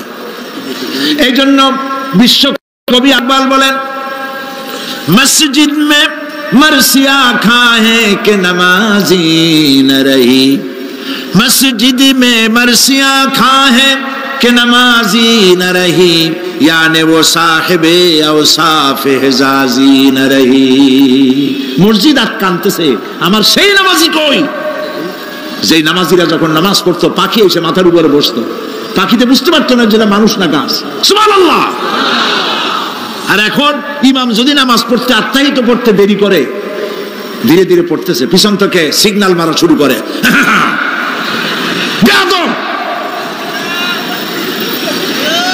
ইমাম যদি নামাজের মধ্যে, ইমামকে কখনো গলায় কাশি দিয়ে আপনি ডিকটেট করতে পারবেন না, বেয়াদবি, নামাজ নষ্ট হয়ে যাবে। অনেকে করে কিনা বলো, ওর নিজেরটা শেষ হয়ে গেছে, এই জন্য ইমাম করে না কেন, সেই জন্য কাশি দেয়। এটা ফাজলামি করার জায়গা নয়। প্রিয় ভাই সব, সুতরাং আমল যদি ভালো না হয়, মসজিদ সুন্দর বানায় লাভ হবে না। আমল যদি ভালো না হয়, সুন্দর জামা টুপি পরে কোনো লাভ হবে না। শরীরে হয়েছে ক্যান্সার আর মাথায় মাখতেছে লক্ষ্মীবিলাসের তেল, লাভ আছে? বলেন লাভ আছে? কোনো লাভ নাই। আমল পরিবর্তন, মিথ্যা ছাড়তে হবে, মিথ্যা ছাড়তে হবে। ওয়াদা করতে পারবেন যে মিথ্যা আর বলবো না? পারবেন? ওজনে কম দেব না, ওয়াদা করতে পারবেন? জমিনের আইল ঠেলবো না, পরের হক নষ্ট করবো না, অহংকার করবো না, পারবেন? তাহলে জান্নাতের রাস্তা ক্লিয়ার হবে, নইলে ক্লিয়ার হবে না। ওয়াদা করি, বলেন ইয়া আল্লাহ। দুই হাত উঁচু করেন, বলেন ইয়া আল্লাহ, তোমার পবিত্র নামে কসম করি, ওয়াদা করি, যতদিন পর্যন্ত মালাকুল মউত আমার মাথার কাছে না আসতেছে, ফরজ নামাজ, ফরজ রোজা ছেড়ে দেব না। ইয়া আল্লাহ, আর মিথ্যা কথা বলবো না, ওজনে কম দেব না, খাদ্যে ভেজাল দেব না, অধীনস্থ নারীদেরকে বেপরদা রাখবো না, অহংকার করব না, সুদ খাবো না, সুদ দেব না, ঘুষ খাবো না, ঘুষ দেব না, শিরক করব না, বেদাত করব না। আল্লাহ তাআলা তুমি দয়া করে আমার ওয়াদা কবুল করো, আমিন। হাত নামা, আল্লাহ পাক কবুল করুন, সবাই বলেন আমিন। যদি এই ওয়াদা পালন করতে পারি, জান্নাতের রাস্তা ক্লিয়ার হয়ে যাবে। আর ওয়াদা পালন করতে পারবো না, ওয়াজের মাহফিল আইসা কোনো লাভ নেই। বছরের পর বছর ওয়াজ শুনবেন, আমলের পরিবর্তন হবে না, কোনো লাভ নাই। দোকানদারেরা ওজন টোজন ঠিক মতো দেন, মিথ্যা কথা বলা বাদ দেন, ওজন একটু কমাইয়ে দিয়া, খাদ্যে ভেজাল দিয়া কোনো লাভ নাই। এগুলি আপনি কবরে নিতে পারবেন না, শুধু পাপ আর পাপ। কথা বুঝে আসছে আপনাদের? প্রত্যেকটি মানুষকে তাওহীদবাদী হতে হবে, শিরক মুক্ত হতে হবে। শিরক হলো মাজারগুলিতে গিয়ে মনের আশা আকাঙ্ক্ষা সেখানে বলা, এটি হচ্ছে শিরক। এই কাজ আপনারা করবেন না। কুমিল্লা কি মাজার আছে? আছে? কোন মাজারে যাবেন না, কোনোদিন যাবেন না, কোনো প্রয়োজন নাই। বিপদে পড়েছেন, উযু করবেন, মসজিদে চলে যাবেন, সুবহানাল্লাহ বলেন। মসজিদে গিয়ে 2 রাকাত কাজায়ে হাজতের নামাজ পড়বেন, আল্লাহর কাছে কাঁদবেন। মাজারে যিনি শুয়ে আছেন বিশ্বাস করেন, কোরআন শরীফ আমার সামনে, বিশ্বাস করুন, যিনি কবরে শুয়ে আছেন আপনাকে 4 পয়সার উপকার করতে পারবে না। মাঝখানে আপনি শিরকের গুনাহ নিয়ে আল্লাহর দরবারে হাজির হবেন। মাজারে টাকা দিবেন না, পয়সা দিবেন না, মানত করবেন না। মাজার একটা ব্যবসা। মাজার আজকাল কি?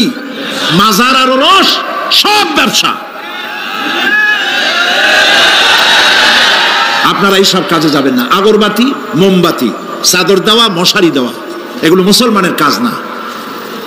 হিন্দু, খ্রিস্টান, বৌদ্ধ যা করে আমরা কি তা করতে পারি? জোরে বলেন, পারি? কবরে যদি একটু চিন্তা করেন ভাইরা, মাথাটা একটু খাটান, কবরে যদি চাদর দেওয়াই লাগে তাহলে রাসূল করিম সাল্লাল্লাহু আলাইহি ওয়াসাল্লামের কবরের উপরে সোনার সুতা দিয়ে চাদর দেওয়া উচিত ছিল। তুলার সুতা না, সোনার সুতা। আর ওই রকমের দেওয়ার সিস্টেম হলে উম্মতেরা সোনার সুতা না, নিজের বুক নিজে ভাইয়া কলিজা পার করে রাসূলুল্লাহর কবরের উপর দিয়ে দিত। নবীর পরে সম্মান সাহাবায়ে কেরাম। সাহাবায়ে কেরামদের কবরের উপরে চাদর নাই, আগরবাতি নাই, মোমবাতি নাই, গোলাপ পানি নাই, গম্বুজ নাই। মাজার একটা হইছে, সেটার গম্বুজ বানাইতে হবে। কেন গম্বুজ বানাবে? দরকারটা কি? তওবা করুন, জিন্দেগিতে আর কোনোদিন মাজারে কোনো সাহায্য করবেন, এক পয়সাও না। টাকা পয়সা দিবেন, টাকা পয়সা দিবেন, এতিমকে দিবেন, ভিক্ষুককে দিবেন, বিধবাকে দিবেন। পরীক্ষা দিতে পারে না, ফি দিতে পারে না, পরীক্ষা দিতে পারছে না, ওরে দেন। বাড়িতে চাল নাই, পানি পড়ে, ওরে দেন। অন্ধ মানুষকে দেন, লুলাকে দেন, এতিমখানায় দেন, মাদ্রাসায় দেন, টিউবওয়েল বানায় দেন যেখানে পানি নেই। এই সব কাজ করেন, সব হবে। সুবহানাল্লাহ। কর মাজারে, কোন মাজারে, আজকের মাহফিলে যত লোক হাজির হয়েছেন, কোন মাজারে কোন টাকা পয়সা, আগরবাতি, মোমবাতি, চাদর জিন্দেগিতে দেবেন না। কারা দেবেন না? হাত উঁচু করে দেখা। আলহামদুলিল্লাহ। হাত নামা, হাত নামা। এরপরে থামেন, থামেন। এরপরে দেশে আজ অশ্লীলতার সয়লাব আমরা দেখতে পাচ্ছি। গতকালও আলোচনা করেছি। গত 5 বছর যারা ক্ষমতায় ছিলেন, অভিনয় নিয়ন্ত্রণ আইন তারা তুলে ফেলেছিলেন। অভিনয় নিয়ন্ত্রণ একটা আইন ছিল, কতদূর অভিনয় করা যাবে, একটা মেয়ে তার কাপড় কতটা কমাইতে পারবে, নাচে গানে অভিনেতা অভিনেত্রী একসাথে কতটা জড়াজড়ি করতে পারবে, এর একটা নিয়ম কানুন আগের থেকে ছিল। সেই নিয়ম কানুন ওই 5 বছরে তারা আইন পাশ করে নিয়ন্ত্রণ আইনটা তুলে দিয়েছে। ফলে কাপড়েরও বালাই নাই, আর জড়াজড়ির এমন সব ছবি যা কোনো মানুষের দেখার কোনো উপায় নেই, যেগুলি দেখলে চোখ সাবান দিয়ে ধোয়া লাগে। নাউজুবিল্লাহ বলেন। বাংলাদেশ সুপ্রিম কোর্ট, বর্তমান সরকারের আমলে বাংলাদেশ সুপ্রিম কোর্ট সুমোটো আইন জারি করেছে, যে সমস্ত অশ্লীল ছবি করা যাবে না, অশ্লীল পোস্টার লাগানো যাবে না। আমি গতকাল এখানে বলেছি, কুমিল্লার ডিসি সাহেবকে আমি গত রাত্রে তার সঙ্গে আমি কথা বলেছি, তিনি একমত হয়েছেন। কুমিল্লার কোন দেওয়ালে সিনেমার অশ্লীল পোস্টার থাকতে পারবে না। সিনেমা ব্যবসায়ীদের বলে দিবেন, আপনারাও বলে দিবেন তাদেরকে, সিনেমার ব্যবসা করো, অশ্লীল ছবি দেখাইতে পারবা না। বাইরে লেখা থাকবে একটার, ভিতরে কাটপিস দেখাবা ইংলিশ ছবি। এই হারাম ব্যবসা, সিনেমার ব্যবসা যারা করে, ওদের মতো কপাল পোড়া আকাশের নিচে জমিনের উপরে আর নাই। কারণ কি জানেন? কারণ কি? আরে বাবা থামো। কারণ কি সেটা শোনে। কারণ হচ্ছে, মসজিদ যে বানাইলো, ওই মসজিদে যতদিন নামাজ হবে, জিকির হবে, তেলাওয়াত হবে, কিয়ামত পর্যন্ত যে পয়সা দিছিল সে সওয়াব পাবে। আর সিনেমা যে বানাইলো, সিনেমা দেখা এরকম বই কি কুমিল্লা আসছে? এমন একটা লোকেরা বলাবলি করতেছে, সুবহানাল্লাহ, এমন একটা ছবি আসছে, যারাই দেখলো সব উমরা করতে রওনা হয়ে গেছে। এমন ছবি আসছে যা দেখা সমস্ত মানুষ তাহাজ্জুদ পড়া শুরু করছে। এরকম হয়েছে। যত ছবি আসলো, ছবি দেখলো, পরের মেয়ে কেমনে হাইজ্যাক করবে, কেমনে ব্রিফকেসের মধ্যে বন্দুক, রাইফেল গুলি ভাঙ্গে চুরে থুইয়া 10 তলার গ্লাস ভাঙ্গা লাভ দিয়ে পড়ে, খালের মধ্যে পড়ে, নদীর মধ্যে দিয়ে ফুড়িয়ে উঠে, পাহাড়ের উপর দিয়ে পরের মেয়ে নিয়ে দৌড় দিল।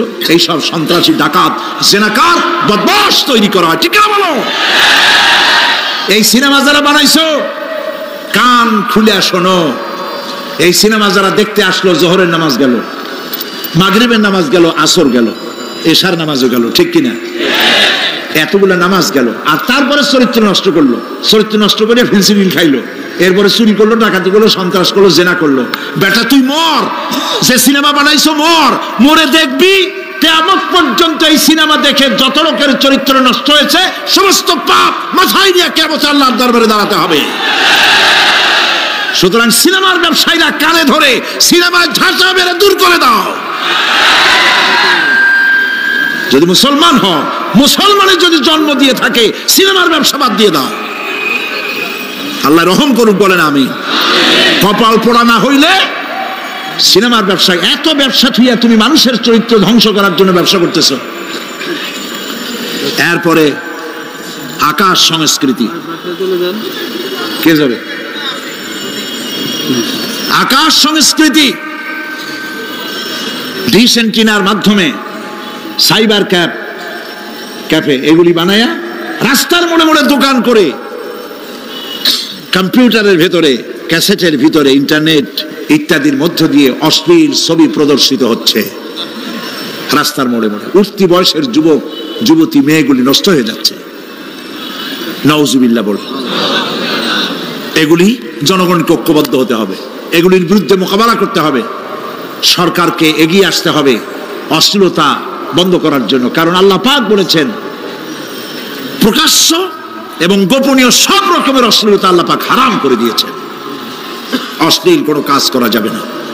প্রিয় ভাই সব, আমরা যদি আমাদের আমলকে গঠন করতে পারি কিয়ামতের দিন নাজাত পাবো। আমল যদি গঠন করতে না পারি তাহলে কিয়ামতের দিন বাঁচার কোনো উপায় নাই। প্রিয় ভাইয়েরা, এখন মোনাজাত হবে, মোনাজাতের পর আজান হবে। রব্বানা যালামনা আনফুসানা ওয়া ইন লাম তাগফির লানা ওয়া তারহামনা লানাকুনান্না মিনাল খাসিরিন। সবাই পড়েন আমার সাথে, রব্বানা যালামনা আনফুসানা ওয়া ইন লাম তাগফির লানা ওয়া তারহামনা লানাকুনান্না মিনাল খাসিরিন। হে আল্লাহ তাআলা, তোমার আরশে আজিম থেকে তাকায় দেখো, কুমিল্লার ঈদগাহ ময়দানে বিশাল ময়দান, রাস্তাঘাট মানুষ উপচে পড়েছে, লাখো জনতা। আমরা গুনার বোঝা নিয়ে তোমার দরবারে হাত তুলেছি। রব্বুল আলামিন, আমাদের গুনার দিকে তাকায়ও না, আমাদের চোখের দিকে আর মুখের কাকুতি মিনতির দিকে তাকায়া আমাদের জিন্দেগির গুনাহ মাফ করে দাও। রব্বুল আলামিন, সারা জীবন নাফরমানি করেছি, শিরক বিদআত সহ এমন কোন গুনাহ নাই যা কম বেশি আমরা করি নাই। আল্লাহ তাআলা দয়া করে আমাদের জীবনের গুনাহ মাফ করে দাও। আয় আল্লাহ তাআলা, আমাদের মধ্য থেকে যাদের আব্বাজান দুনিয়া থেকে বিদায় হয়ে গেছে, আমাদেরকে কত কষ্ট করে তারা মানুষ করেছিলেন, আজকে তারা দুনিয়ায় নাই। আল্লাহ তাআলা, বিদেশে যদি আত্মীয় স্বজন চলে যায়, মাসে মাসে অথবা প্রতিদিন টেলিফোনে খবরও পাওয়া যায় আমাদের মা বাপ দুনিয়া থেকে বিদায় হয়ে গেছে, বছরের পর বছর, যুগের পরে যুগ, কি অবস্থায় আছে কোনো খবর জানি না।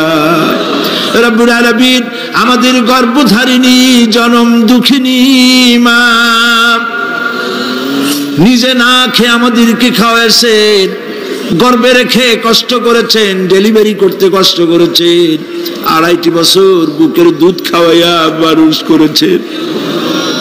আমাদের মা বাপ যাদের দুনিয়া থেকে বিদায় হয়ে গেল, আল্লাহ কবরটাকে জান্নাতের টুকরা বানায়া দাও। রব্বির হামহুমা কামা রব্বায়ানি সগীরা। সবাই পড়েন, রব্বির হামহুমা কামা রব্বায়ানি সগীরা। আয় আল্লাহ তাআলা, সারা পৃথিবীতে আজ মুসলমানদের বড়ই দুর্দিন, মুসলমানদের পক্ষে কথা বলার লোক আজ আর নাই। আল্লাহ তাআলা, কাশ্মীরের মুসলমানেরা কষ্ট পেতেছে, তাদেরকে পাখির মতো গুলি করে হত্যা করা হচ্ছে, প্যালেস্টাইনি মুসলমানদেরকে অভিশপ্ত ইহুদিরা মারতেছে। আল্লাহ তাআলা, বাগদাদে যে ইরাকে অনেক নবীর মাজার আছে, মাহবুবে সুবহানি, কুতুবে রব্বানি শেখ মহিউদ্দিন আব্দুল কাদের জিলানী রহমতুল্লাহ আলাইহি যে মাটিতে শুয়ে আছেন, মুসলমানের দেশ, আয় আল্লাহ তাআলা কাফেররা সব ঐক্যবদ্ধ হয়েছে, মুসলমান দেশগুলি শেষ করে দেবে। আল্লাহ তোমার কাছে সাহায্য চাই। চেচনিয়া, বসনিয়া, প্যালেস্টাইন, কাশ্মীর সহ দুনিয়ায় যত জায়গায় মুসলমানেরা বিপদে আছে, আল্লাহ তুমি নিজে সাহায্য করো।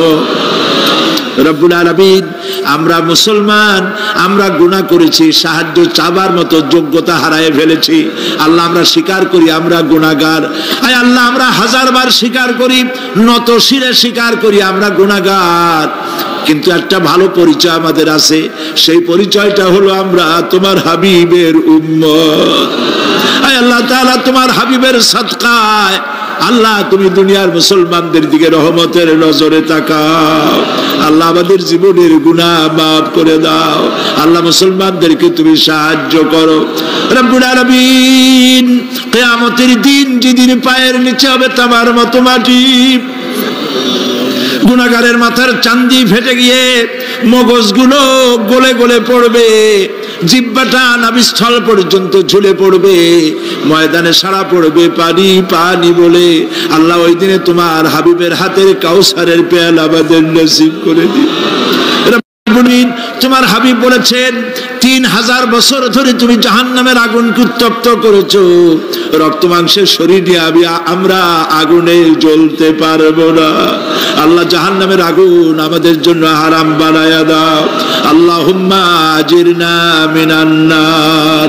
সবাই পড়েন আল্লাহুম্মা আজিরনা মিনান নার, আল্লাহুম্মা আজিরনা মিনান নার।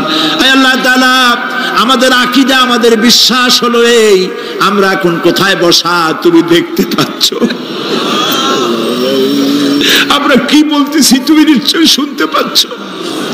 তুমি একটু তাকায় দেখো তো বাবু, এতগুলি হাত তো কোনো পীরের দরবারে ওঠে নাই, কোনো বাজারে গিয়ে ওঠে নাই, কোনো মন্ত্রীর কাছে ওঠে নাই, কোনো প্রেসিডেন্টের কাছে ওঠে নাই।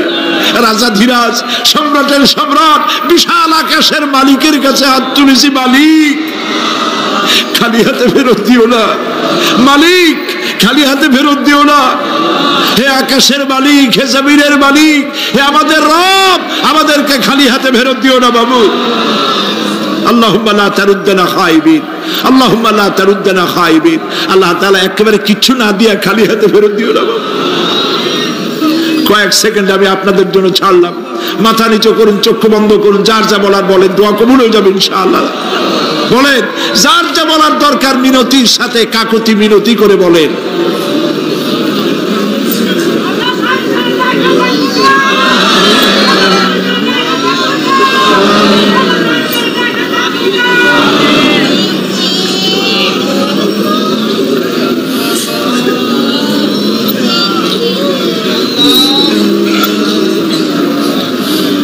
আল্লাহ তাআলা তোমার বান্দারা, তুমি তাকায় দেখো, আসামির মতো বসছে, কি চাইতেছে তুমি শুনতে পাচ্ছ।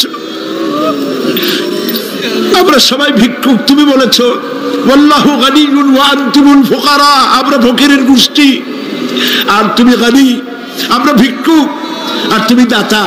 আল্লাহ তাআলা আমাদেরকে খালি হাতে ফেরত দিও না বাবু। এই মাঠ থেকে কেউ যেন গুনার বোঝা নিয়ে ফিরে না যায় বাবু। আল্লাহ তাআলা সিরাতুন নবী কমিটি প্রত্যেক বছর মাহফিল করতেছে, আল্লাহ তাদেরকে কবুল করো। আল্লাহ তাআলা জনাব এম এস চৌধুরী সাহেব বার্ধক্যে পৌঁছে গেছেন, তার স্ত্রীর প্রতি, তার প্রতি রহম করো। ওনার সাথে যারা আছে, কাজীদ্দিন মোহাম্মদ সাহেব, রব সাহেব সহ যারা আছেন, সকলের প্রতি রহম করো। আল্লাহ তাআলা কুমিল্লাকে ইসলামী আন্দোলনের দুর্গ বানায় দাও। শিবিরের যে ছেলেটি ক্যান্সার রোগাক্রান্ত হয়েছে, ডাক্তার বলেছে 3-4 মাসের বেশি বাঁচবে না, কিন্তু তুমি ভালো জানো। আল্লাহ পাক, আমরা এই ছেলেটির জীবন তোমার কাছে ভিক্ষা চাইতেছি বাবু, তুমি ভিক্ষা দিয়া দাও। আল্লাহ তাআলা এইভাবে যাদের কিডনি নষ্ট হয়েছে, হার্টের বাল্ব নষ্ট হয়েছে, তুমি মেহেরবানি করে তাদেরকে তা দিয়ে দাও। আল্লাহ প্রত্যেকের প্রতি রহম করো। আল্লাহ তাআলা আর একটা কথা বলি, তুমি তো সেই মহান সত্তা যার কাছে বেশি চাইলে অসন্তুষ্ট হও না। পৃথিবীতে সবাই বারবার চাইলে অসন্তুষ্ট হয়, তুমি বরং না চাইলে অসন্তুষ্ট হও। মাবুদ, তুমি দয়া করে আমাদের বিবি বাল বাচ্চা যা দান করেছো সবগুলিকে দিনদার বানাও, নামাজি বানাও, পরেশগার বানায় দাও। আমাদের সন্তানগুলি আমরা হেদায়েত করতে পারবো না, আমাদের স্ত্রীদের আমরা হেদায়েত করতে পারবো না। হেদায়েতের মালিক তো তুমি দয়া করে আমাদের স্ত্রী আমাদের সন্তানদেরকে হেদায়েত করো, মুত্তাকি বানাও, ইখলাস দাও, তাকওয়া দাও, তোমার ভয় দাও। আল্লাহ তাদেরকে হেদায়েত নসিব করে দাও। আয় আল্লাহ, আমাদের প্রিয় জন্মভূমি বাংলাদেশ এর স্বাধীনতা সার্বভৌমত্ব কিয়ামত পর্যন্ত অক্ষুণ্ণ রাখো। সীমান্ত এলাকায় ভারত বাংলা ভাষী ভারতীয় মুসলমানদেরকে উন্মুক্ত আকাশের নিচে ফেলে রেখেছে। তাদের খাবার নাই, পরার নাই, বন্দুকের নল তাদের দিকে তাক করে রেখেছে। আল্লাহ তাআলা ভারতের এই জালিম কাফের সরকারের হাত থেকে মুসলমানদেরকে রক্ষা করার জন্য তোমার কাছে আমরা ভিক্ষা করতেছি, দরখাস্ত করতেছি। আল্লাহ, ভারতের জালেম কাফের মুশরিক সরকারের হাত থেকে মুসলমানদেরকে বাঁচাও, রক্ষা করো। বাংলাদেশে এক শ্রেণীর লোকেরা বাংলাদেশের বিরুদ্ধে দেশে বিদেশে ষড়যন্ত্র আর অপপ্রচার করছে। আল্লাহ তাআলা এই হিংসুকদেরকে অপপ্রচার থেকে বিরত করে দাও। আল্লাহ তাদের হেদায়েত নসিব করে দাও। আল্লাহ তাদের হেদায়েত নসিব করে দাও। কপালে হেদায়েত না থাকলে এগুলির দুনিয়া থেকে গজব দিয়ে বিদায় করে দাও আল্লাহ তাআলা। রব্বানা তাকাব্বাল মিন্না ইন্নাকা আনতাস সামিউল আলিম ওয়া তুব আলাইনা ইন্নাকা আনতাত তাওয়াবুর রহিম। আয় আল্লাহ তাআলা, আমাদের দেশের সেনাবাহিনী, আমার দেশের বিডিআর, আমার দেশের পুলিশ বাহিনী, তাদেরকে দিন দাও, ঈমান দাও, চরিত্র দাও, ভালো রাখো। আল্লাহ তাদের উপরে তোমার রহমত নাজিল করো। রিকশাওয়ালা, ঠেলাওয়ালা, কুলি মজুর কষ্ট করে যারা রুজি কামাই করে, আল্লাহ তাদের রুজিতে বরকত দিয়ে দাও। সুবহান রাব্বিকা রাব্বিল ইজ্জাতি আম্মা ইয়াসিফুন ওয়া সালামুন আলাল মুরসালিন ওয়ালহামদুলিল্লাহি রাব্বিল আলামিন ওয়া জাআল আখিরা কালামিনা ইনদাল মাউত লা ইলাহা ইল্লাল্লাহু মুহাম্মাদুর রাসূলুল্লাহ। আসসালামু আলাইকুম ওয়া রাহমাতুল্লাহ।